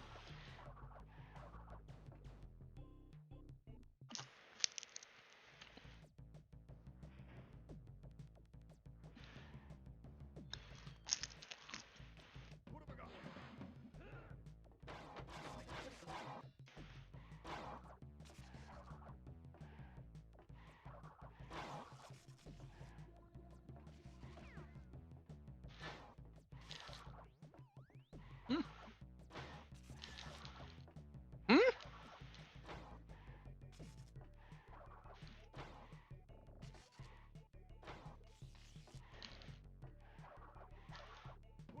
Ah, just barely.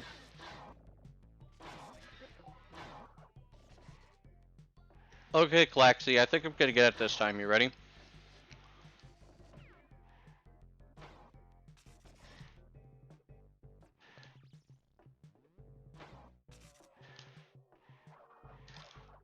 Ah, I was a frame off. Hang on.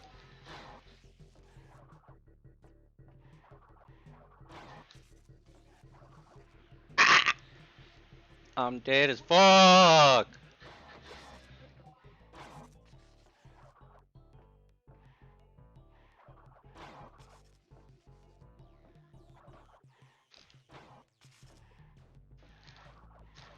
There we go, got it. Now I'm mini crash. Now here's the funny thing about mini crash. Mini crash's hitbox is literally like a pixel wide. I almost embedded. Fuck. Get me out of here. Get me out of here. Help.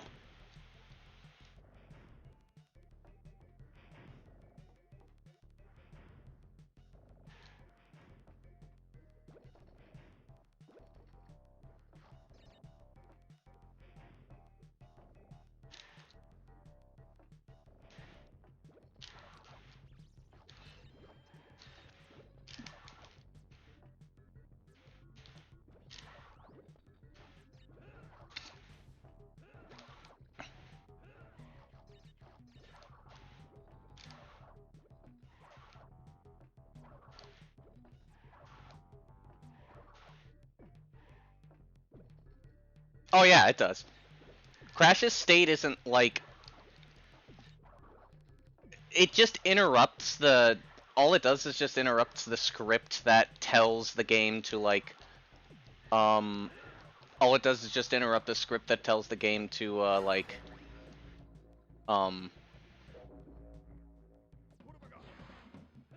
It just interrupts the script telling the game to kill Crash. Because you either interrupt it by spinning, or you interrupt it by, like, by, you know, what I just did, which is...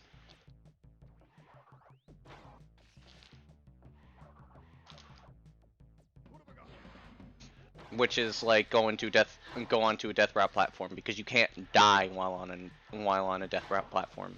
It's not possible. The game doesn't allow you to do it.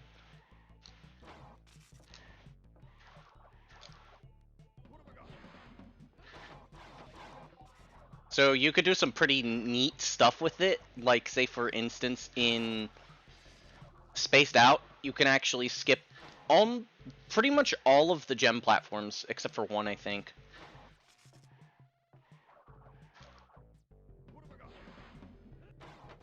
And it mini crashes into TAS. So, I mean, look forward to that shit. It's gonna be great.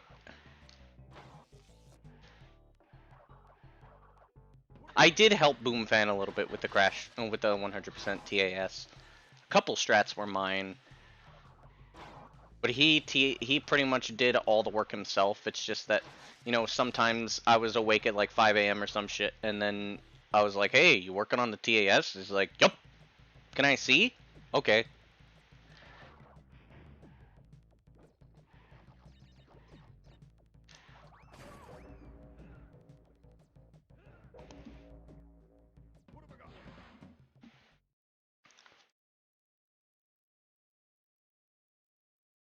So yeah, you got a little bit of insider information about the TAS.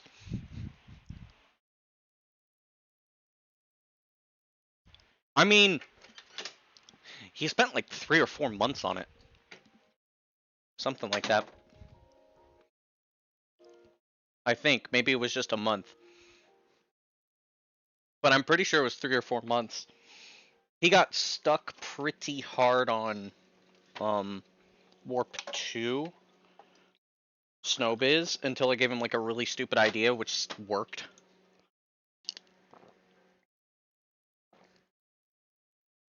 It saved like 1 frame, and then he got an extra lag frame, which allowed him to actually like skip one of the cycles like a fucking champion. That was crazy. Usually, like, I would just tell him about something he either forgot about or something really dumb, and then you know, stuff happens, and then somehow a frame is saved, and somehow things go smoothly.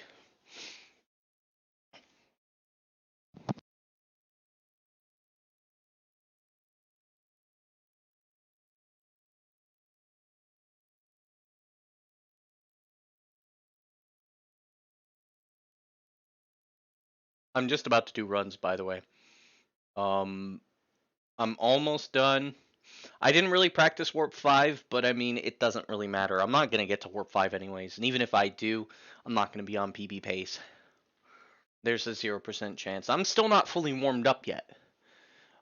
It's been like, what, a week? I'm still not warmed up yet.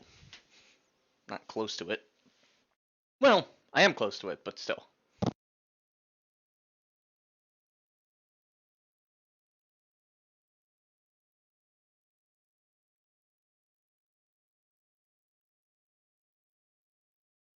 Also, I'm gonna try for something else the first couple of runs. What I used to do, SM64 has a 120 star TAS that took like 120 years. Do I have a goal? Beat my PB. Ugh. Now see, with the 120 star TAS,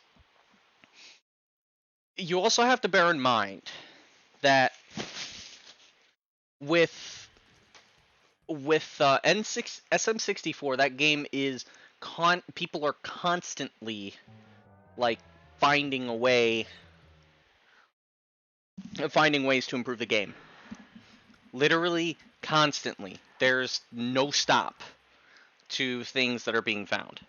TASs for a long period of time, like really long TASs of a game with like so many different ways to like save frames, that game is not a very good idea to TAS for. Crash 2 doesn't have nearly as much complexity to it. While it does have a very large degree of complexity, it doesn't have nearly as much complexity as SM64. So like it took the the 120 star 8 years to make, and here's the thing, is that it wasn't even optimized. It was outdated. Everything just kept getting outdated as soon as like one level was finished. They had to basically just publish it. Because if they kept it up, they would not have completed it. And the fact that they would have to go and do everything like linearly as well also makes it pretty much not viable to actually make. People would have to do all this janky shit to actually make it run.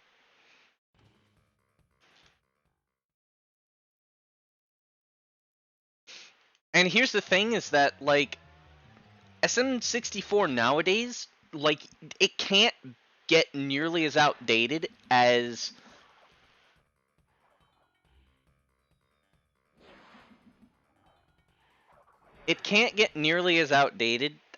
nowadays as it could back then, because there's so much less to find.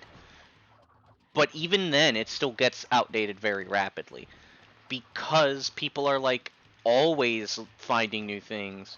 Hey Shadow, what's up?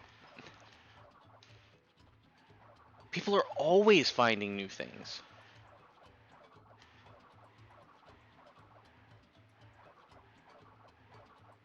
I mean, shit. I think the other day they found a new way to either potentially or actually skip another A-press. Oh wait, no, it wasn't that they found a new way to get the A-press. They're getting really close to skipping all of the Bowser in the Fire Sea A-presses.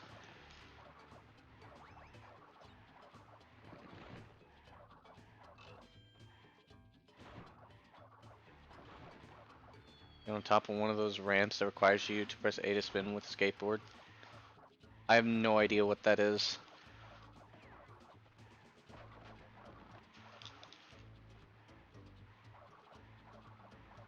It is an interesting meme, but in SM64, that's some real shit. That's like the realest shit. Like, I'm not familiar enough with Spyro 3 to know what that is. Like, me as somebody who has an utter fascination for information and glitches and stuff like that, seeing SM64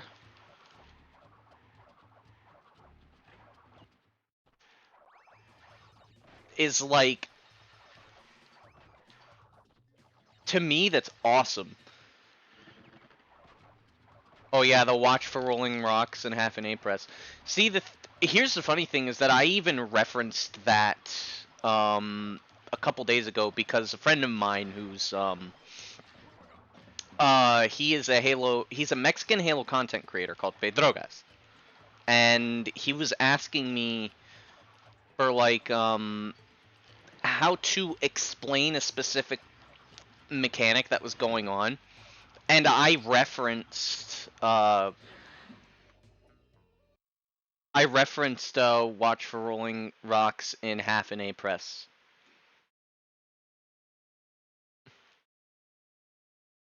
Oh wait, no, I have 2 masks, I can't do that.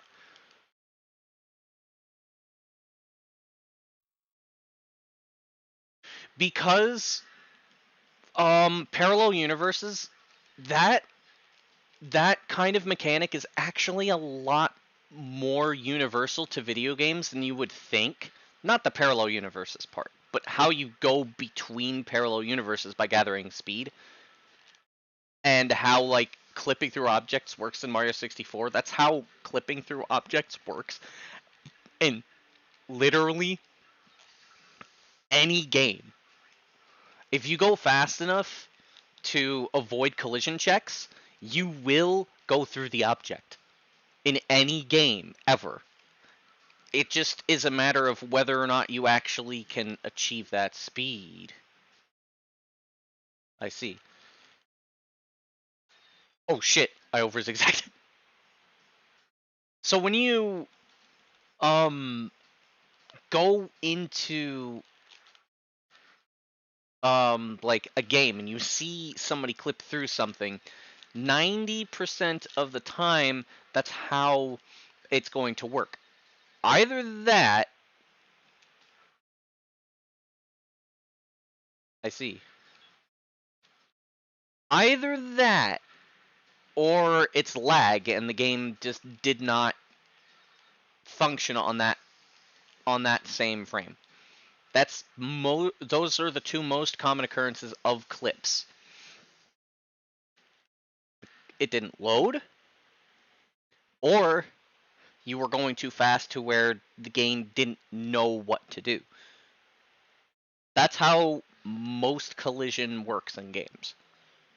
Because all it is just a volume that, like, the game calculates the distance, your speed per frame, and it's like if you are going at about this speed, you would be placed here. Oh no, that's inside of the collision.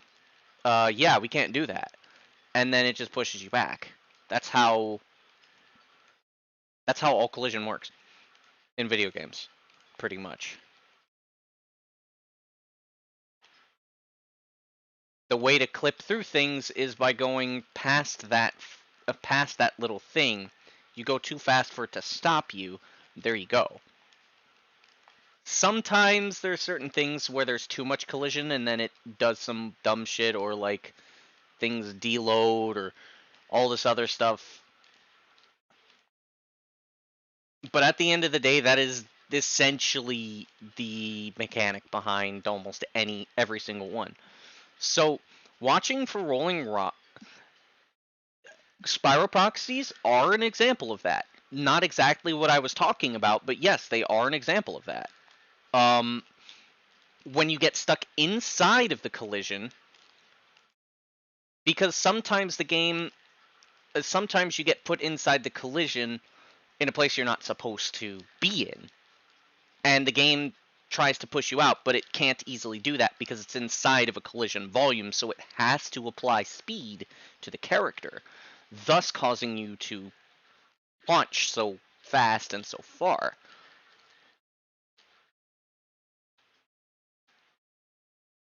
And most of the time, games don't have speed caps going upwards or downwards.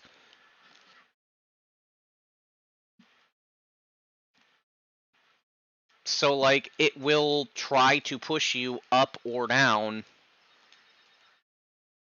with, like, a bunch of speed, which is why you usually don't see diagonal proxies in games.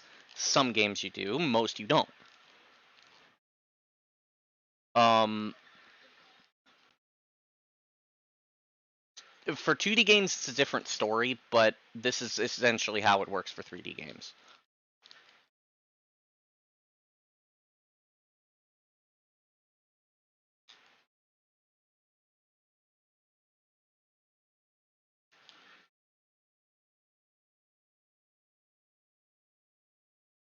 Okay, now let's try this.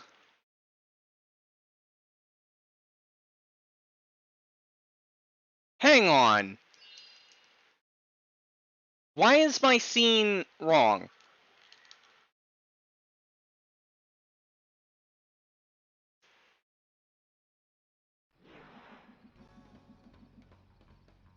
That's not what you're supposed to fucking do.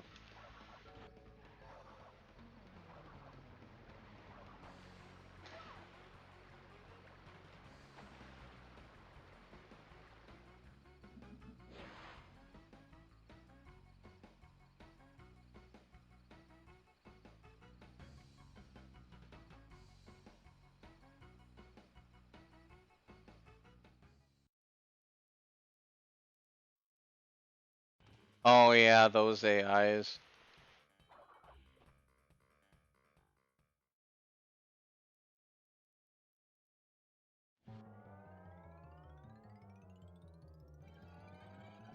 Press stop.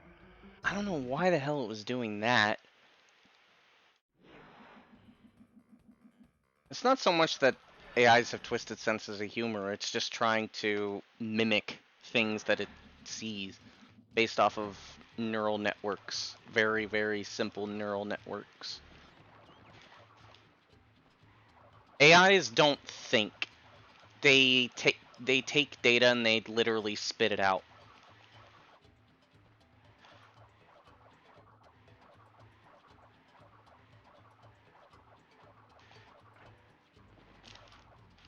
And the AI you see in video games, that's completely different. Like, they aren't actually artificial intelligence. It's literally just the game. They have programmed behaviors that they do based on situations, based on data, and most of the time it's extremely simple.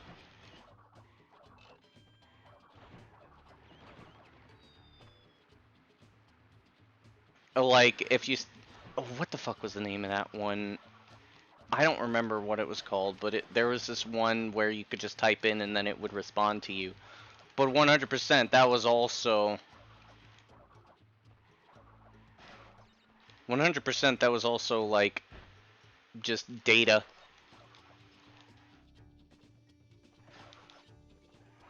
In some ways, that actually was made by a person.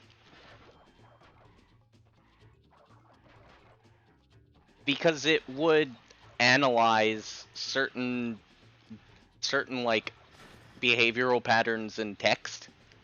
Not behavioral patterns, but like what is considered a joke and just different situations, and then just use data to create something like that.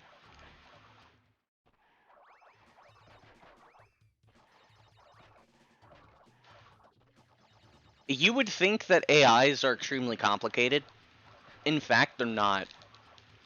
I mean, the coding needed to make them is, like, ridiculously complex. But they're not that complicated. What the fuck? Get the box. There we go. Got the box. Here we go.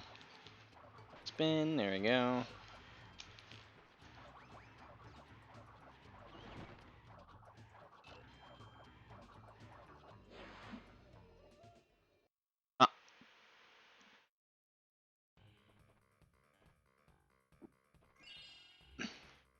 Okay.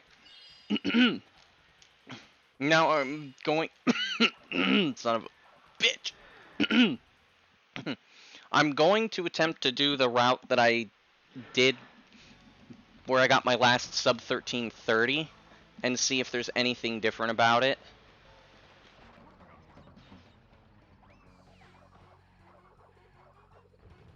I'm going to see that real quick.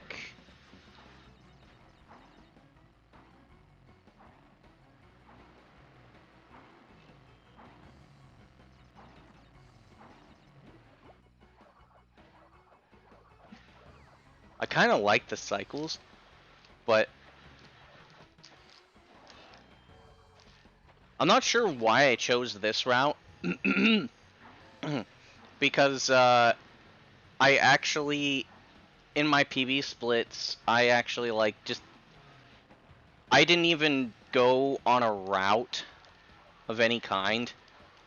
I didn't use a route, I just kind of like did whatever level I felt like, so I could get out of Warp 1 more consistently. Here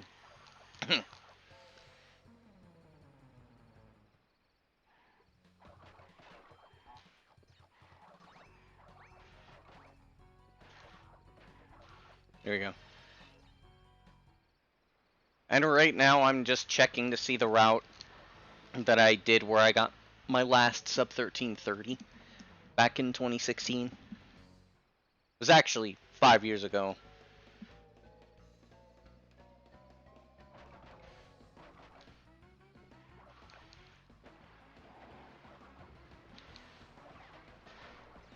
What the heck? Break box, thank you. Well, that's gonna suck on the cycles. Go.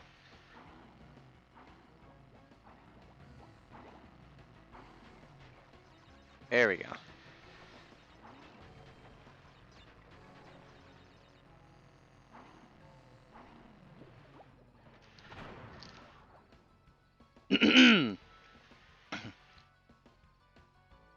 I don't know why. I like this. I like this a lot better. This route, in particular.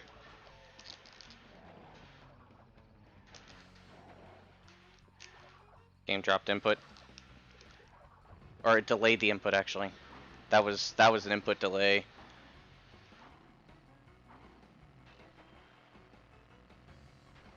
Back to that cycle. Poof. That was almost bad.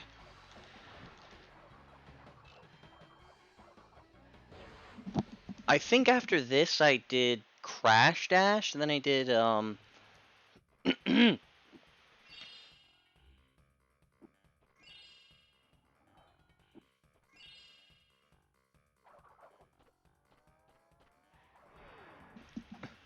as long as you do Turtlewoods before Hang 8, yeah. I did Crash Dash before or Crash Dash as the third level, but I kind of thought about Warp Room movement routing, and it's better to do Snow Go and then go into pits because you get a cutscene there. It's less Warp Room movement.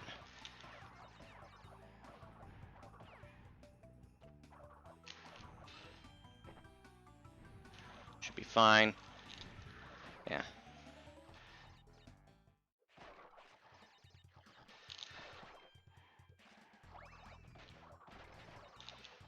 Got the stick. I didn't change my title. I should change my title.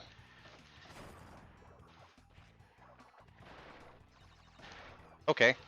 We're doing that, I guess. Oh boy, pits with one mask. Sticky. Hey, Boom Fan.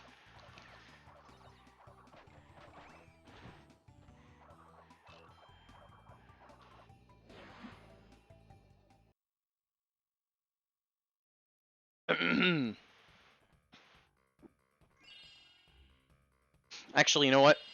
I need the mask, or I need to get rid of the mask, so what I'm gonna do is I'm actually gonna go into Crash Dash. I could say this is a lot more fun, just doing Warp 1 in whatever fucking route you want.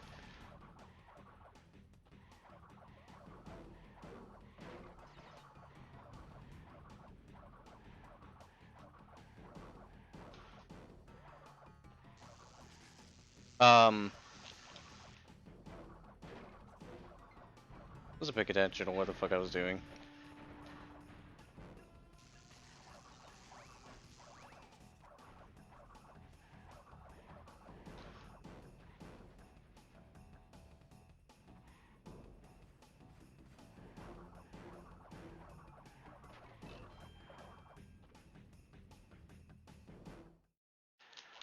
Ah!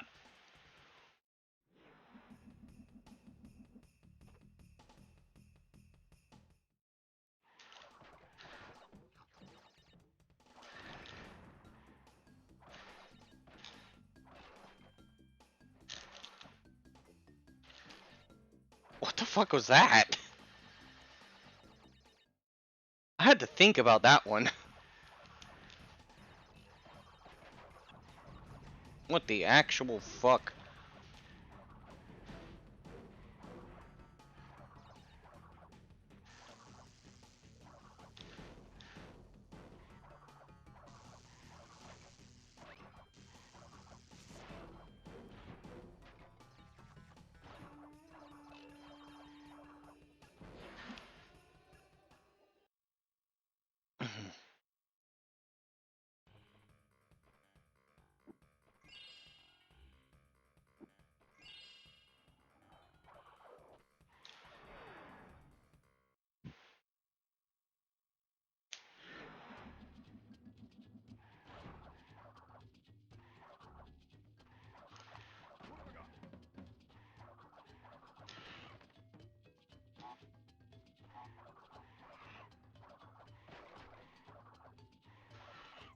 Nah, I wasn't making that.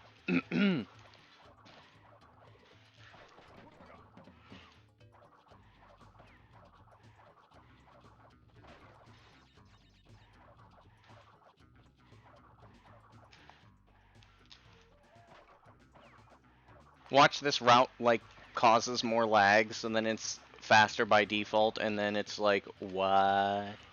This game just stops making sense, just like, well, it never made sense to begin with, but still.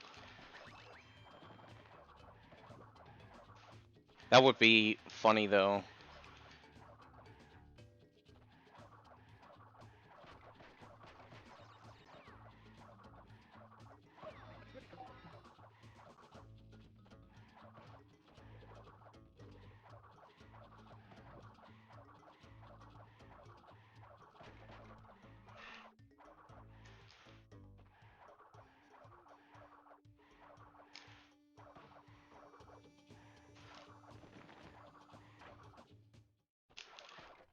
There we go. Gotcha. Hey, I got the strat. Yay.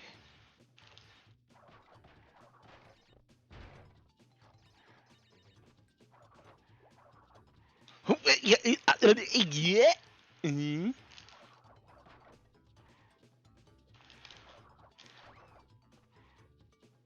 Excuse me?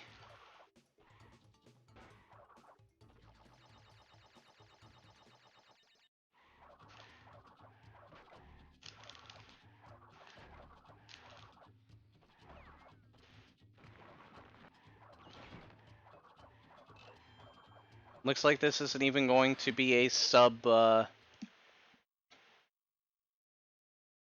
this may not even be a sub fucking, a sub 14.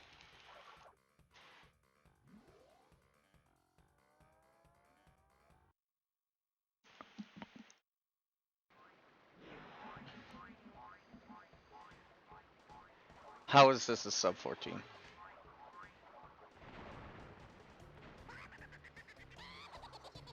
No, this is a run. I just forgot to change my title.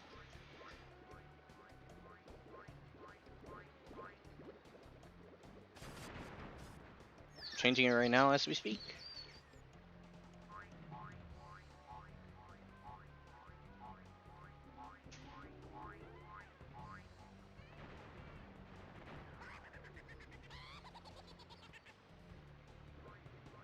I gotta do, no, I gotta do comm there.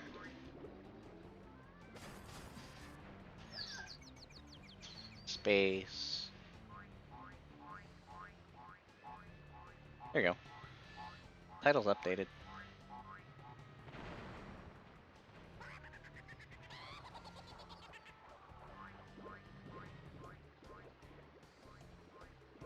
Wait, what?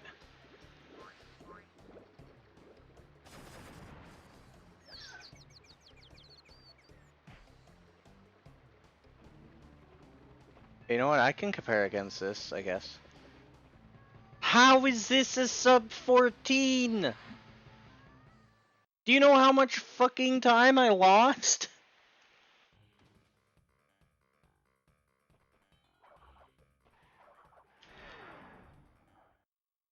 Oh yeah, you mentioned the potty at 4 AM. Lol. I have a couple more splits like that. That's actually my totally bear split. So just imagine potty at 4 AM riding a fucking polar bear trying to get some fucking food. That was the whole idea behind the fucking split name. It dropped my fucking input. This game.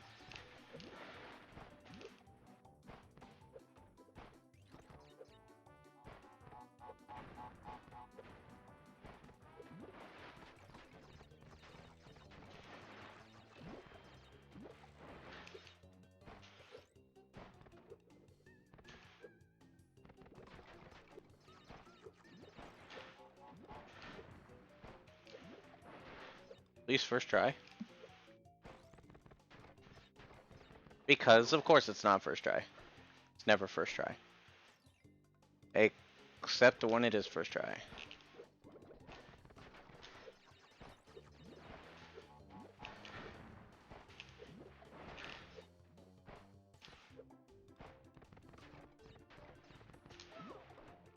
I I I don't know if the jump strat actually works.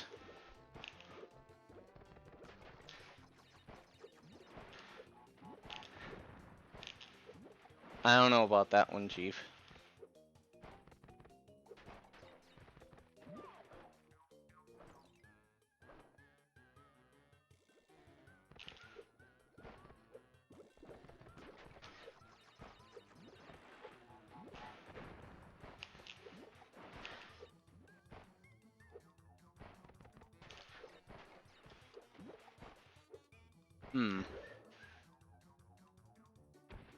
Oh, Boom Fan, you want to see my latest strat?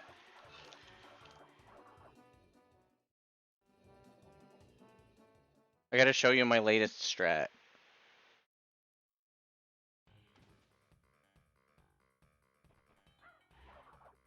An unbearable. Alright, so what if I told you zigzag less? How would you react?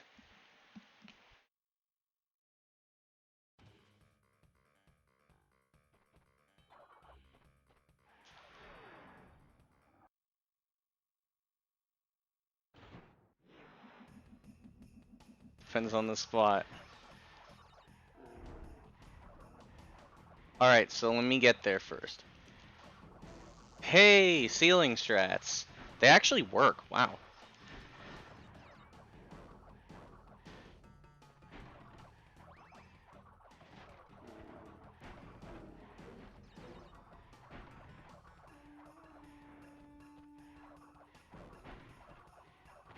I said zigzag less, not zigzagless.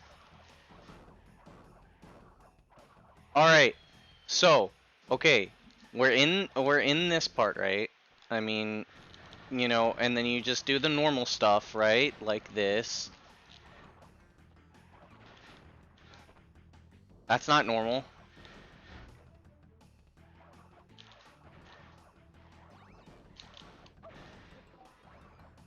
I was asking for that.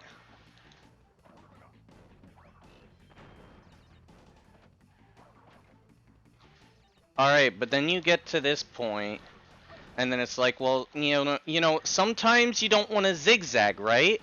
So you hold upright, you spin, or you slide, and then you hold down left. Dude, it's like a zigzag, but you don't zigzag. It's like the zero effort strat. And now I can't get it because I'm bad. Hang on. Sure, but it's slower. It is slower.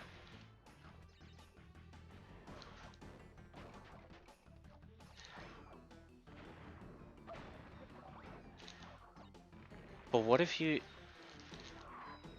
What? How did I go directly like that?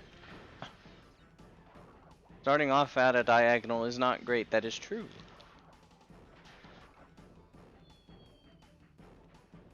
I'm not saying like this is faster, but like just think about how lazy you can be with this.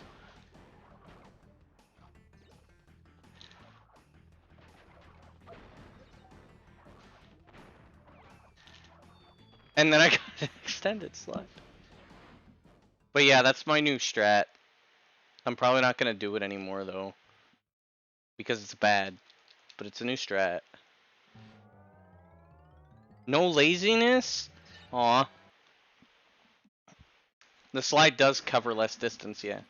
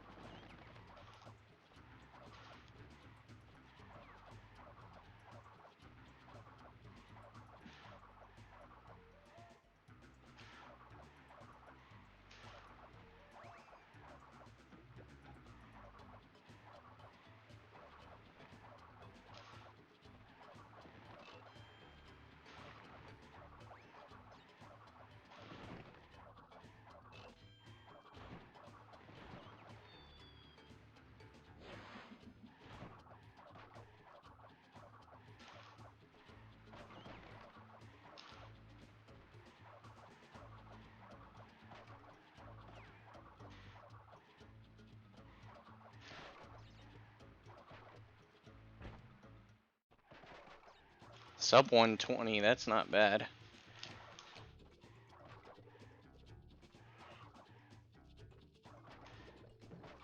What the? Okay. No!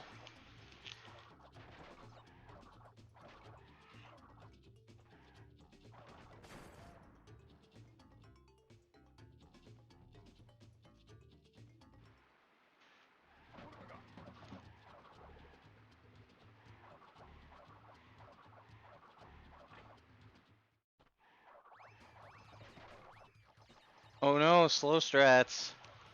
Fuck.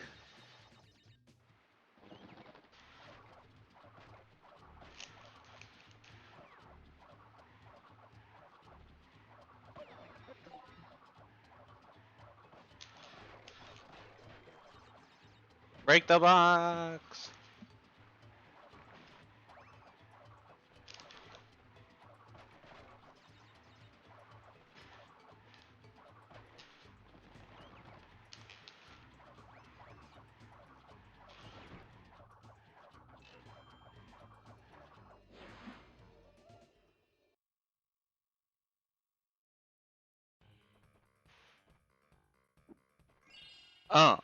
Huh? Keyboard, you fucking suck ass!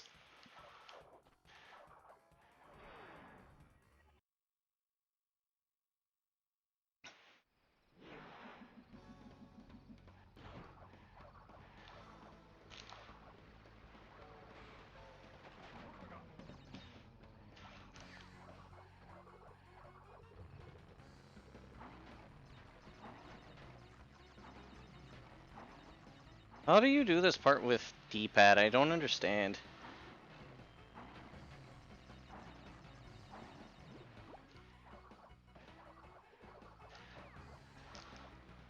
I have my analog turned off because it causes more dropped inputs.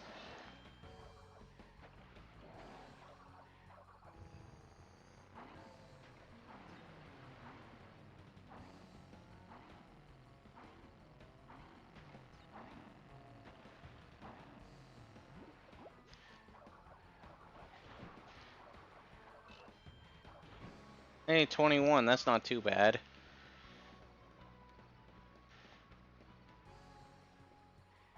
I sure would like a 22 though.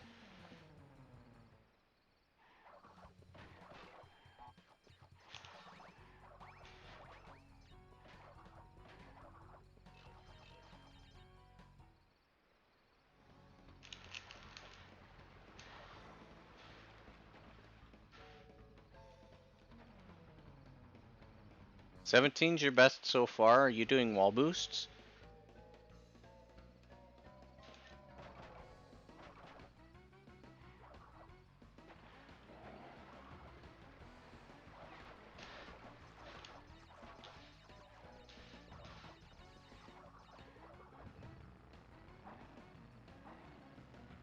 Yeah, this thing that I'm doing right here. Saludos, Abilaith. ¿Cómo estás?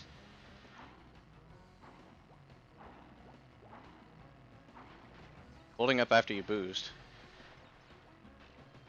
I missed it. Fuck you.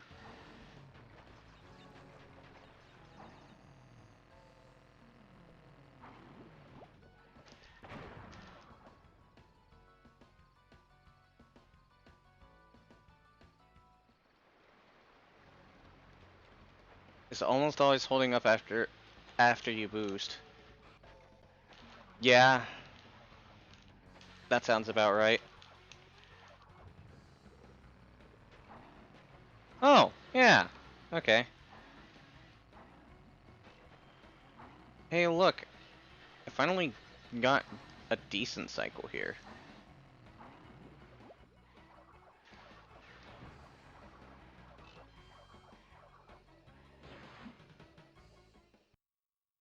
Me toca crash to animers.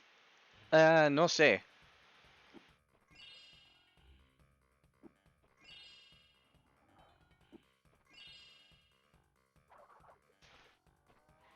Quizás.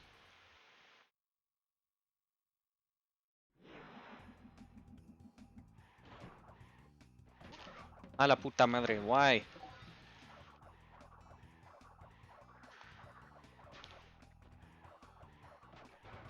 Break. I knew that was gonna happen, no.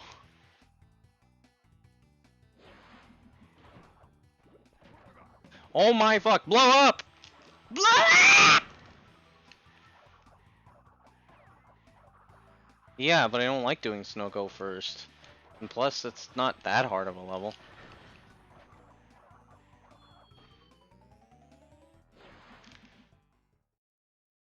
Michaels, ¿cómo estás, tío?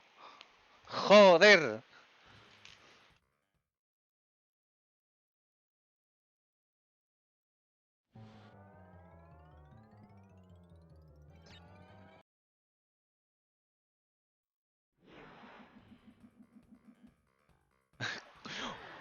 Poch, dude, sir. Oh yeah, he came to. He went to Barcelona. He, dude, tell him I said Poch. Saludos de sus partes.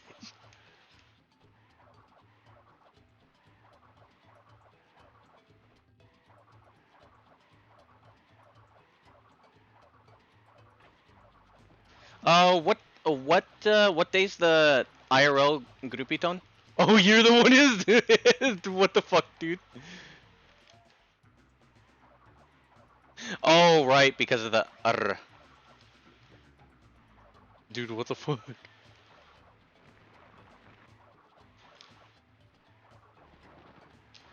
But dude, you can't do the dist smile. Dude, I should have known. I should have known.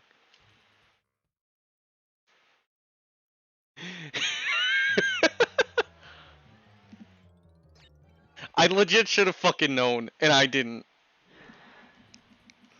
That was obvious as fuck. So yeah, dude, how was the trip? Hot. Oh, what day is the Grupiton?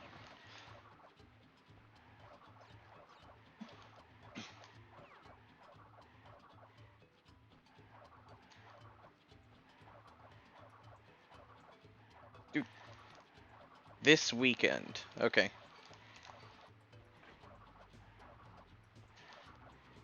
Dude, the game is not being nice. All the things, all 3 days, probably.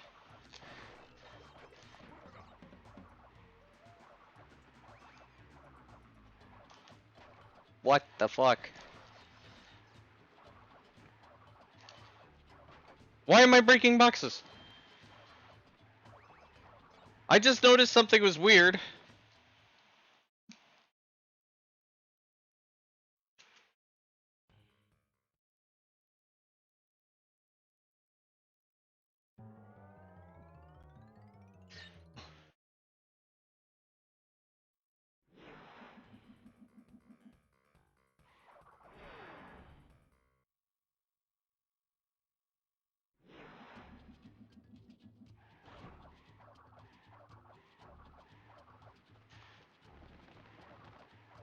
Why would I focus? It's Warp 1. I don't give a shit about Warp 1.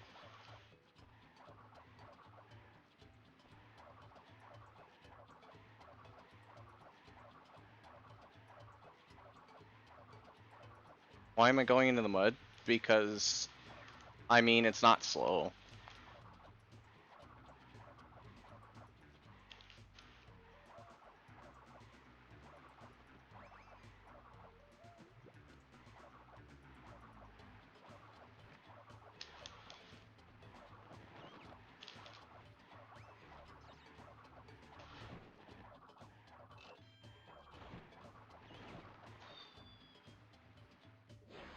I get about the same times regardless of what I do. It's just that I tend to be more consistent if I do it this way because of my spacing.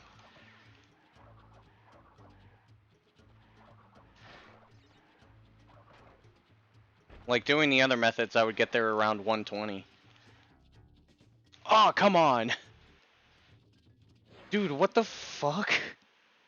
What is the game doing? Oh yeah. So, oh yeah, dude, sir. Alright, so like, so here's the thing, right? Like, okay,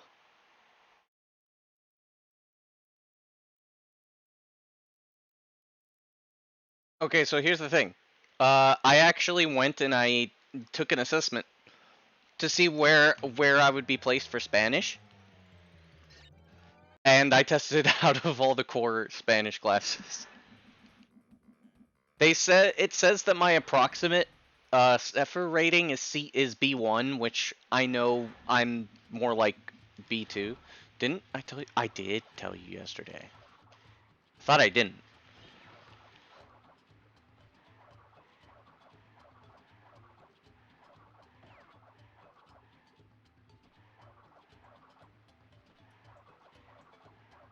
I totally forgot.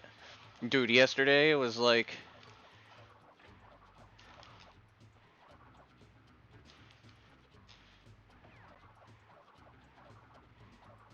yeah, I'm more of a B2, but uh I lack a lot of the understanding of the actual grammar rules, so like I guess officially I'm more of a B1.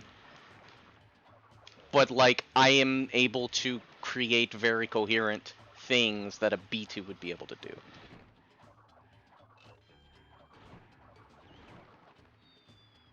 B2 B2.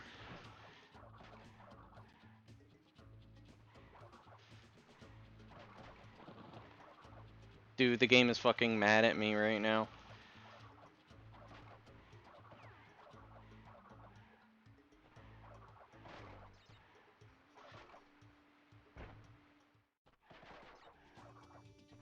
When is it? Not true.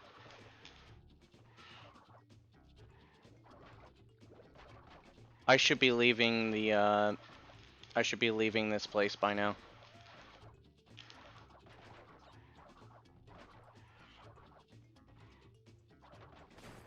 That's like 8 seconds of time loss-ish.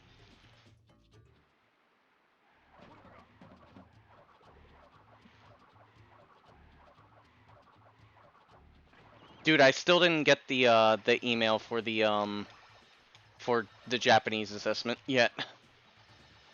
If I don't get it by like in like an hour or so, I'm probably going to like email the professor and see if I could get a placement test, because like I kind of, if I want to get a placement test, I need to do it now. It's free, so I mean, why the fuck not? Unless she says, oh, well, you gotta pay, then I'm gonna be like, no, fuck you.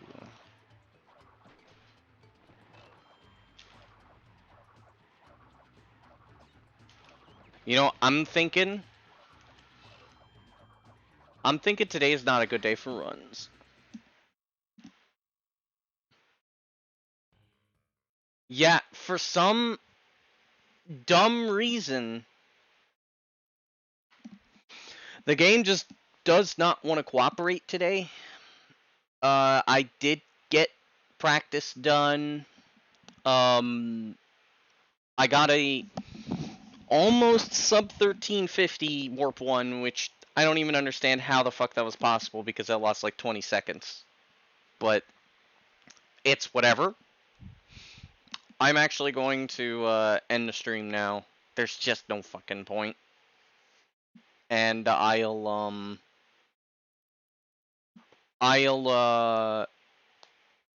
probably come back tomorrow. But today, the game just doesn't want anything. The game doesn't want anything, so that's a rip.